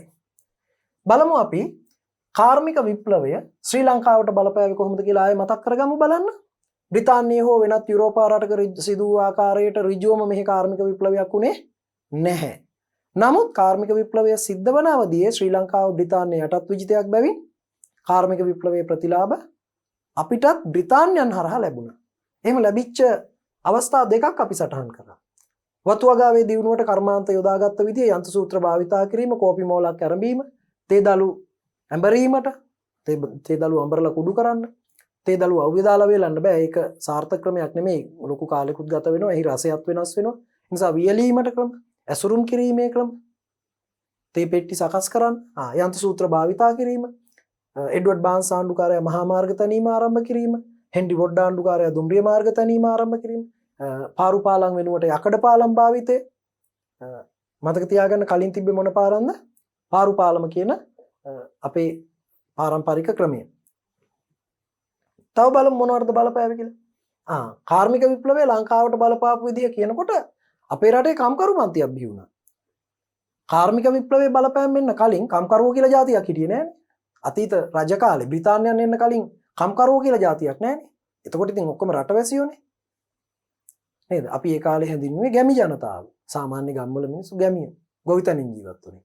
හැබැයි කාර්මික විප්ලවයත් එක්ක කම්කරු පන්තියක් කියලා වෙනම සමාජ ස්තරයක් බිහි වුණා. යුරෝපයේත් කම්කරුවෝ සහ ධනපති පන්තියක් බිහි වුණා. මධ්‍යම පන්තියක්. ධනවතුන්. ලංකාවෙත් මධ්‍යම පන්තියක් ඉන්නවා, ධනවතුන් ඉන්නවා, ඒ වගේම කම්කරු පන්තියක් ඉන්නවා. කාර්මික විප්ලවය නිසා මිනිස්සු රැකියාවලට යොමු වුණා. විශේෂයෙන්ම ලංකාවේ නම් වතු වගාව ව්‍යාප්ත කරනකොට වතු වැඩට තමයි මිනිස්සු ඕන උනේ. වතු වැඩට මිනිස්සු ගෙන්න ගත්තා. කෝල්බෘක් ප්‍රතිසංස්කරණ හරහා මිනිස්සු රැකියාවලට ගෙන්නගෙන ඒ ශ්‍රමය ලබාගෙන තමන්ගේ නිෂ්පාදන වැඩි කරලා වැඩි ආදායම් ලැබීමේ උවමනාව කෝල්බෘක්ට තිබ්බා. ලංකාව නැමැති යටත් විජිතයේ ආදායම් අඩු නිසා ආදායම් වැඩි කර ගැනීම සඳහා වූ ක්‍රම යෝජනා කරන්න තමයි කෝල්බෘක් ලංකාවට එව්වේ. කෝල්බෘක් කොමිසම ඔබ අහලා ඇති. කෝල්බෘක් කැමරන් කොමිසම කියලාත් කියනවා. මේ කොමිසමේ අරමුණ මොකද්ද? ලංකාවේ වියදම් අඩු කරලා ආදායම් වැඩි කරගන්න ක්‍රම යෝජනා කරන්න. ඉතින් එතෙන්දි වතු වගාව වැඩි දියුණු කරන්න ශ්‍රමය අවශ්‍යයි. වැඩට මිනිස්සු ඕන. වැඩිපුර මිනිස්සු වැඩට ගියොත් නිෂ්පාදන වැඩි වෙනවා. නිෂ්පාදන වැඩි වුණොත් ආදායම් වැඩි වෙනවා. ඒ නිසා ලංකාවේ මිනිස්සු කම්කරුවන් බවට පත් කර ගැනීමේ අවශ්‍යතාවය බ්‍රිතාන්‍යයට තිබුණා. එහෙනම් මුලින්ම ලංකාවේ බිහි වෙන්නේ වතු කම්කරුවන්. හැබැයි ලංකාවේ ශ්‍රමිකයන් වතු වැඩට ප්‍රමාණවත් නැති වුණා. ඒ නිසා දකුණු ඉන්දියාවෙන් වතු වැඩට ශ්‍රමිකයන් ගෙන්නුවා. ඔබ දැකලා තියෙනවා මේ තේ වතු තියෙන ප්‍රදේශවල හපුතලේ බදුල්ල බණ්ඩාරවල පැත්තේ මේ නුවරඑළිය පුස්සල්ලාව තවලන් පැත්තේ තේ වතු ආශ්‍රිතව ඉන්නේ ද්‍රවිඩ ප්‍රජාව, දෙමළ ජන කොටස්, දෙමළ සහෝදරවරු, දෙමළ කම්කරුවන්. එතකොට මේ දෙමළ සහෝදරවරු, මේ දෙමළ කම්කරු ජනතාව කොහෙන්ද එහෙට ආවේ? යාපනයේ ඉන්න දෙමළ මිනිස්සු වෙනයි. ඒගොල්ලෝ අනාදිමත් කාලයක් හිටපු අය. අර වතු කම්කරුවන් ඉන්දියාවෙන් ගෙන්නපු අය. එහෙනම් අපිට පේනවා ලංකාවේ මුලින් බිහි වුණේ වතු කම්කරු පන්තියක්, කම්කරුවන් අතරින් කම්කරු පන්තියක් බිහි වෙනකොට ඒ වතු කම්කරුවන්ගෙන් බොහෝ පිරිසක් ඉන්දියාවෙන් ගෙන්නපු අය. ලංකාව තුල කම්කරු පන්තියක් බිහි වීම. බලමු අපි වෙන පාටක් පාවිච්චි කළා නේද? මේ පාට ගමු බලන්න.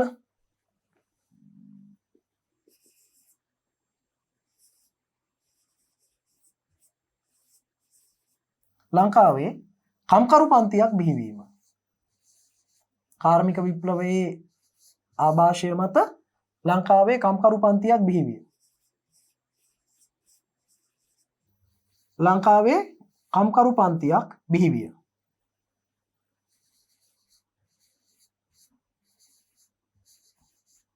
හරි. ලංකාවේ කම්කරු පන්තිය කවුද? වතු කම්කරුවන් එක කොටසක්. අපි ඉස්සල්ලා මේක ලියලා ඉමු. ඒකේ තව කොටසක් තියෙනවා කියලා දෙන්න. අපි ඉස්සල්ලාම ලියමුකෝ මුලින් බිහි වෙච්ච අය. වතු කම්කරුවන්.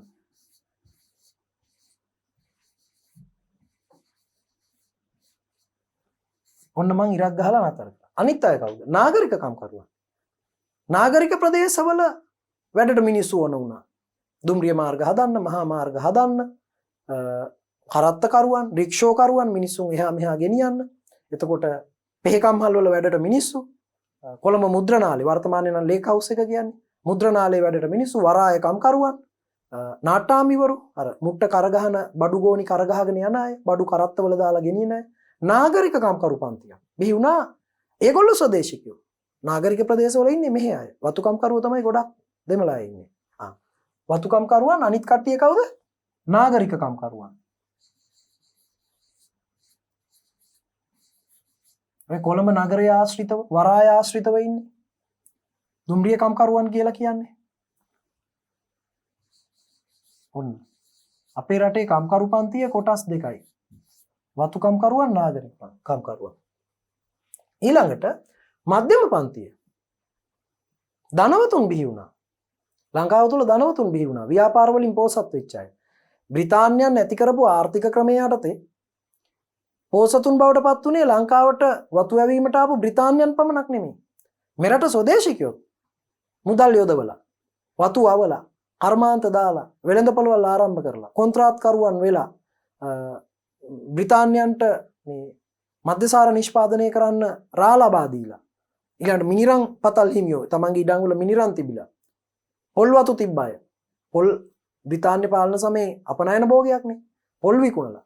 පොල් කිව්වේ ගෙඩි පිටින් නෙමෙයි, මදය වේලලා කොප්පරා වශයෙන්. එහෙම ධනවත් වෙච්ච අය හිටියා කොන්ත්‍රාත්කරු. එහෙනම් ලංකාවේ මධ්‍යම පන්තියක් බිහි වුණා. සමහරව අපේ රටේ පාරම්පරික ඉඩම් හිමියෝ හිටියා. නේද?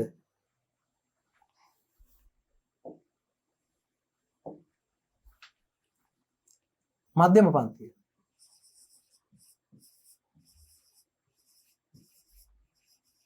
පාරම්පරික. ඉඩම් හිමි ධනවතුන්.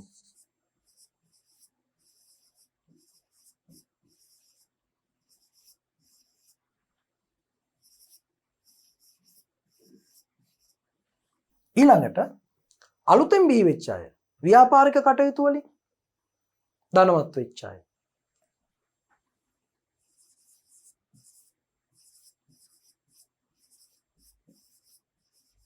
නව ව්‍යාපාරික මධ්‍යම පාන්තිකයන්.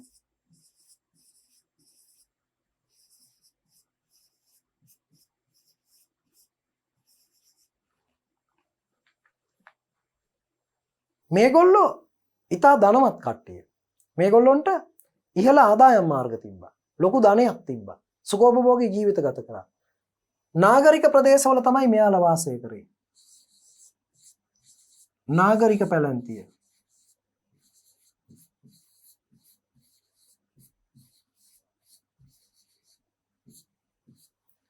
මේ මධ්‍යම පාන්තික ධනවතුන්ගේ දරුවන් බොහෝ දුරට බටහිර අධ්‍යාපනය ලබා මේ රටට පාපු අය. වැඩිදුර ඉගෙන ගන්න ගිහින් හොඳින් ඉංග්‍රීසි කතා කරපු, එංගලන්ත ගිහින් උපාධි ලබා ගත්ත, උසස් රැකියාවල නිරත වූ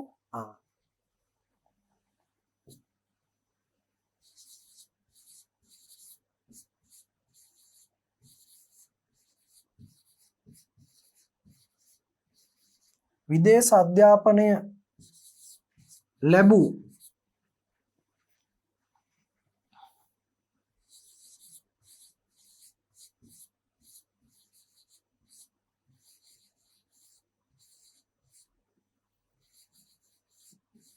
ඉංග්‍රීසි කතා කළ පිරිස්.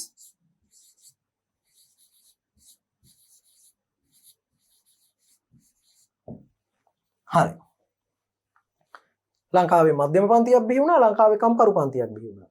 මෙතෙන්දි මට විශේෂයෙන්ම කියන්න ඕන මේ ලංකාවේ මධ්‍යම පාන්තිකයන්ගේ දරුවන් තරුණ වියටපත් වෙලා ඒගොල්ලොන්ගේ ඒ මධ්‍යම පන්තියේ විශේෂ ලක්ෂණයක් තමයි බටහිර අධ්‍යාපනය ලැබීම, බටහිර සිරිත් විරිත් ඔය ටයි කෝඩ් දාලා ඉංග්‍රීසි කතා කරන එක, ඒ බටහිර සිරිත් විරිත් බටහිර පන්නේට හැඩ ගැසුණු ජීවන රටාව, ඉංග්‍රීසි කතා කරන එක වගේ, ටයි කෝඩ් දාන එක වගේ.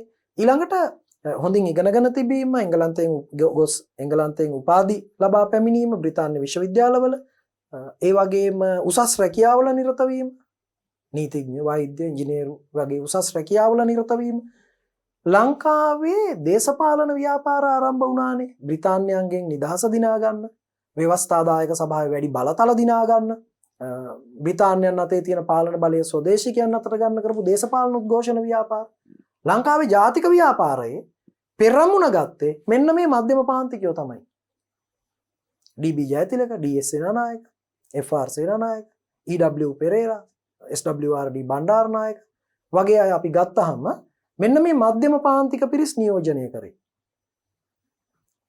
බ්‍රිතාන්‍ය අධ්‍යාපනය ලබලා ඇවිල්ලා බොහෝ දුරට උසස් රැකියා කරපු, සමහර විට ඉඩම් හිමි වැවිලිකරුවන්ගේ පුත්තු, ඒගොල්ලෝ තමයි ලංකා ජාතික ව්‍යාපාරේ, ලංකා ජාතික සංගමේ බ්‍රිතාන්‍යයන්ට එරෙහිව කරපු දේශපාලන උද්ඝෝෂණ ව්‍යාපාරවල නිදහස් සටනේ නායකත්වයේ ගත්ත කට්ටිය. හොඳයි. ඒ කාරණෙත් අමතරව මතක තියාගන්න. ඊට පස්සේ ලංකාවේ ධනේශ්වර ආර්ථිකයක්, මිල මුදල් බහුල ලෙස භාවිතා වෙන සමාජයක්, බැංකු පද්ධතියක්, වෙළඳපොළ ආර්ථික ක්‍රමයක්, වරාය පහසුකම්, නව වෙළඳ නගර බිහිවීම, අන්න ඒ වගේ දේවල්. ධනේශ්වර ආර්ථිකය බලන්න.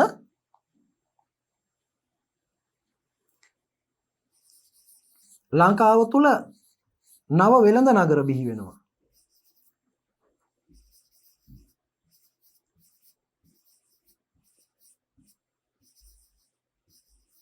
කොළඹින් පිටත ගාල්ල, රත්නපුර, මාතලේ නව වෙළඳ නගර, බදුල්ල නව වෙළඳ නගර බිහිවීම.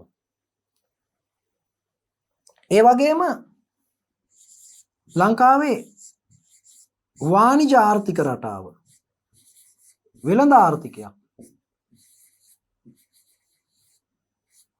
වාණිජ ආර්ථික රටාවක් ඇතිවීම.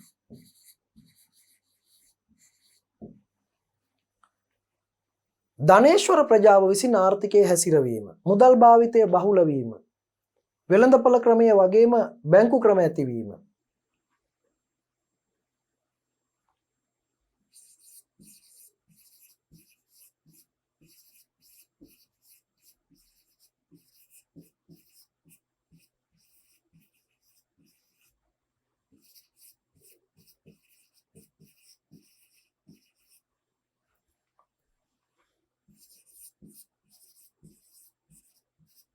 මුදල් භාවිතය ප්‍රචලිත වීම.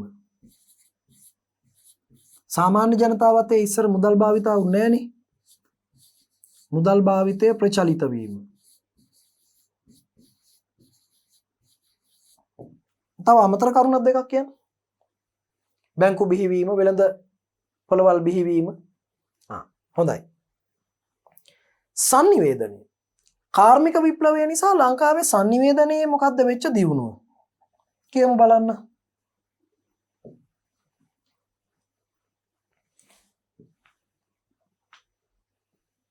1815 වෙන විට ලංකාවේ වෙරළබඩ බ්‍රිතාන්‍යය අත්පත් කරගෙන තිබ්බනේ. ඒ කාලේ පරිපාලන අවශ්‍යතා සඳහා ලිපි හුවමාරු කරන ක්‍රමයක් තිබ්බා, තැපැල් ක්‍රමයක්. හැබැයි එයාලගේ පරිපාලන මධ්‍යස්ථාන වෙච්ච කොළඹ ත්‍රිකුණාමලයේ ගාල්ල මේ නගර තුනේ රාජකාරී ලිපි හුවමාරු වෙලා තිබ්බා. පස්සේ කාලෙක කොළඹ නුවර අතරේ අස්ව කරත්ත මගින් ලියුම් බෙදීමේ ක්‍රමය. ඔකටත් පැන්ස තැපැල් ක්‍රමය කියලා වැටුණා. මොකද අර බ්‍රිතාන්‍ය ක්‍රමයටම අස්ව කරත්ත භාවිතයේ මුදල් ගෙවා ලිපිගෙන යන ක්‍රමය. මුලින්ම එහෙනම් ආරම්භ වුණේ මොකද්ද? රාජකාරී තැපැල් සේවය.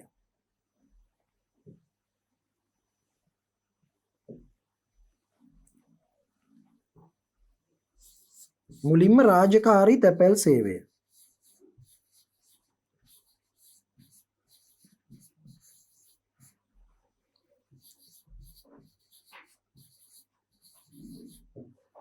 ඊට පස්සේ කොළඹ නුවර අතර අස්ව කරත්ත මගින්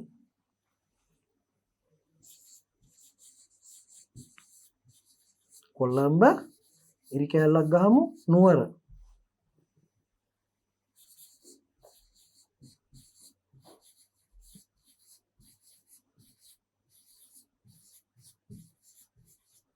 තැපැල් සේවයක් ආරම්භීම. මේක ආසියාවේ පැරණිම තැපැල් සේවය. බ්‍රිතාන්‍යයන් යටත් විජිතයක ආරම්භ කරපු පළවෙනි තැපැල් සේවය.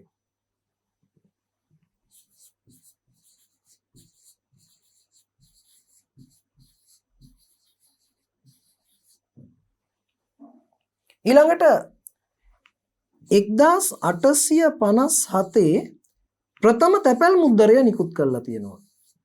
sannivedanaye දිනුවා තැපැල් මුද්දරය නිකුත් කිරීම. රැජිනගේ රුව ඇතුළත් තැපැල් මුද්දරයක්.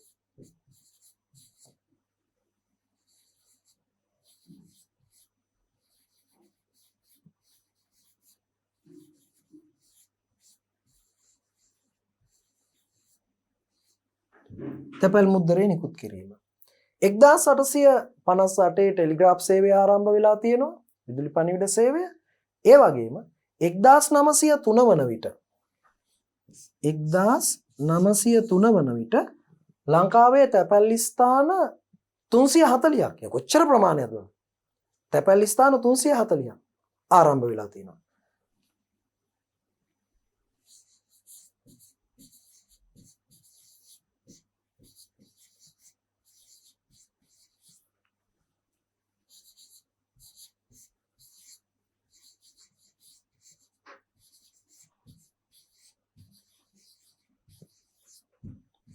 තැපැල් ස්ථාන 340ක් ආරම්භීම.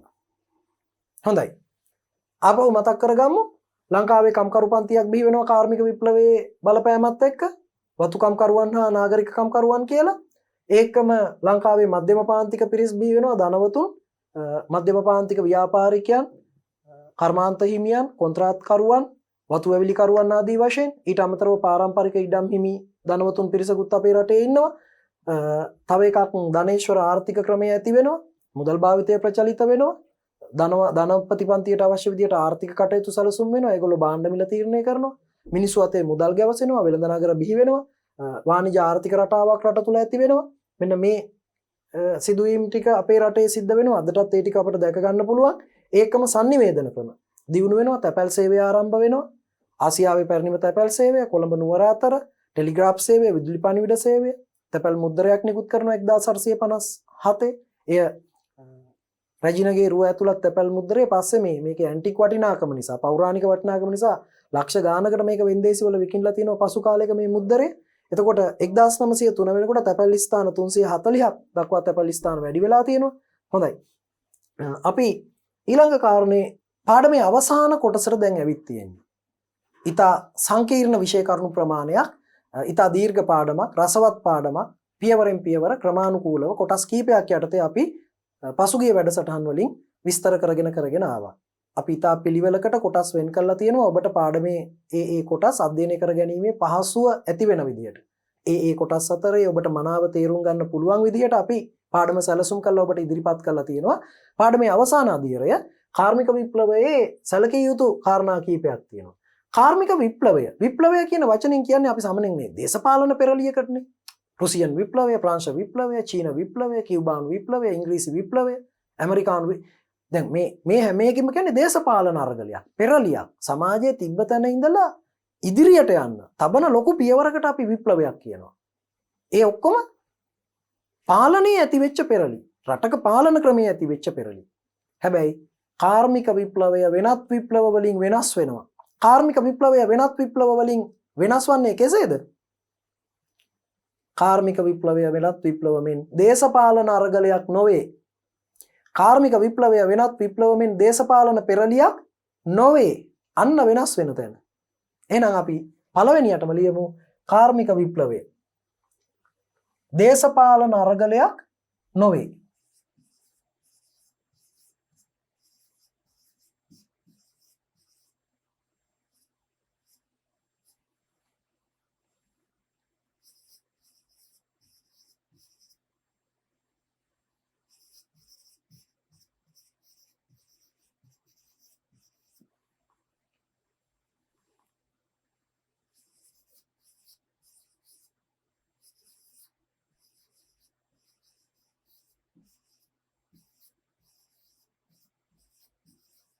හොඳයි බලන්න කාර්මික විප්ලවය වෙනත් විප්ලවයෙන් දේශපාලන අරගලයක් නොවේ. අනිත් විප්ලව දැන් සිද්ධ වෙලා ඉවරයි. දැන් ප්‍රංශ විප්ලවය තාම සිද්ධ වෙන්නේ නැහනේ. ඉංග්‍රීසි විප්ලවය තාම සිද්ධ වෙන්නේ නැහැ. වෙනත් විප්ලව සිදු වී අවසන්. නමුත් කාර්මික විප්ලවය අදටත් සිදු වෙමින් පවතිනවා. අදටත් නව තාක්ෂණය භාවිතා කරනවා. අදටත් නව විද්‍යාත්මක සොයා ගැනීම් මෙලි දකින්නවා. අදටත් මිනිස්සු ලෝකේ නව නිර්මාණ කරන්න මහන්සි වෙනවා, හොයනවා. දවස ගානේ කාර්මික විප්ලවයේ ප්‍රතිලාභ අපි වෙත ලැබෙමින් පවතිනවා. ඉස්සර බ්ලැක් බෝඩ් එකේ ඉඳලා අර කළු ලෑල්ල කියලා කිව්වේ ඒකේ හුණු කූරෙන් ලියන එකේ ඉඳලා වයිට් බෝඩ් එකට මාරු වෙන්න ගුරුවරුන්ට හරිය උවමනාවක් තිබ්බා. ඒ කාලේ ඒක නිකන් ලොකු දෙයක්. වයිට් බෝඩ් එකක් පාවිච්චි කරනවා කිව්වහම ලොකු දෙයක්. අර හුණු කූර වෙනුවට. හැබැයි මේ වෙනකොට වයිට් බෝඩ් එකෙන් ස්මාර්ට් බෝඩ් එකට මාරු වෙන්න ගුරුවරු මහන්සි වෙනවා. එතකොට ඒකෙන් පේනවා මේ ප්‍රතිලාභ තවදුරටත් ඉදිරියට මීටත් වැඩිය හොඳ ක්‍රම ලැබෙන්න පුළුවන්. මම ඒකයි කිව්වේ. මුලින්ම වැලි පිල්ල ලිව්වේ. ඊට පස්සේ පත්තිරු වල ලියන්න ගත්තා මේ පුස්කොළ පොත්වල. ගල් ලෑල්ල ලිව්වා. ඊට පස්සේ කඩදාසි වල ලිව්වා. දැන් කඩදාසි වල ලියන්නේ නැහැ, පරිගණක ගත කරලා තියෙනවා. දැන් මේ ක්‍රමයට අකුරු ලියනවා. තව කාලයකදී මීටත් වැඩිය දියුණු ක්‍රමයක. එය වෙනත් විප්ලවමෙන් සිදු වී අවසන් වූවක්ද නොවේ. වෙනත් විප්ලව සිදු වී ඉවරයි. දැන් ප්‍රංශ විප්ලවය දැන් වෙන්නේ නැහැ. එය වෙනත් විප්ලවමෙන් සිදු වී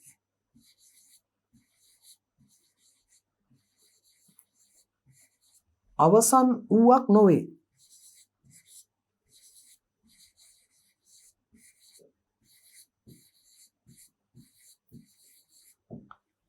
එහෙනම් එය අදටත් ලොව පුරා සිදුවෙමින් පවතින නොනීමී අරගලයකි. ඉවර වෙන්නේ නැති අරගලයක්. සාමාන්‍යයෙන් විප්ලවයක් කියන්නේ ලෝකෙ සිද්ධ වෙච්ච දේශපාලන අරගලයක්. හැබැයි කාර්මික විප්ලවය දේශපාලන අරගලයක් නොවේ. කාර්මික විප්ලවය අදටත් සිදුවෙමින් පවතින නොනිමි අරගලයක්. නිමා වෙන්නේ නැහැ. තව නිර්මාණයේ ඉදිරියට. එය අදටත් ලොව පුරා සිදුවෙමින් පවතින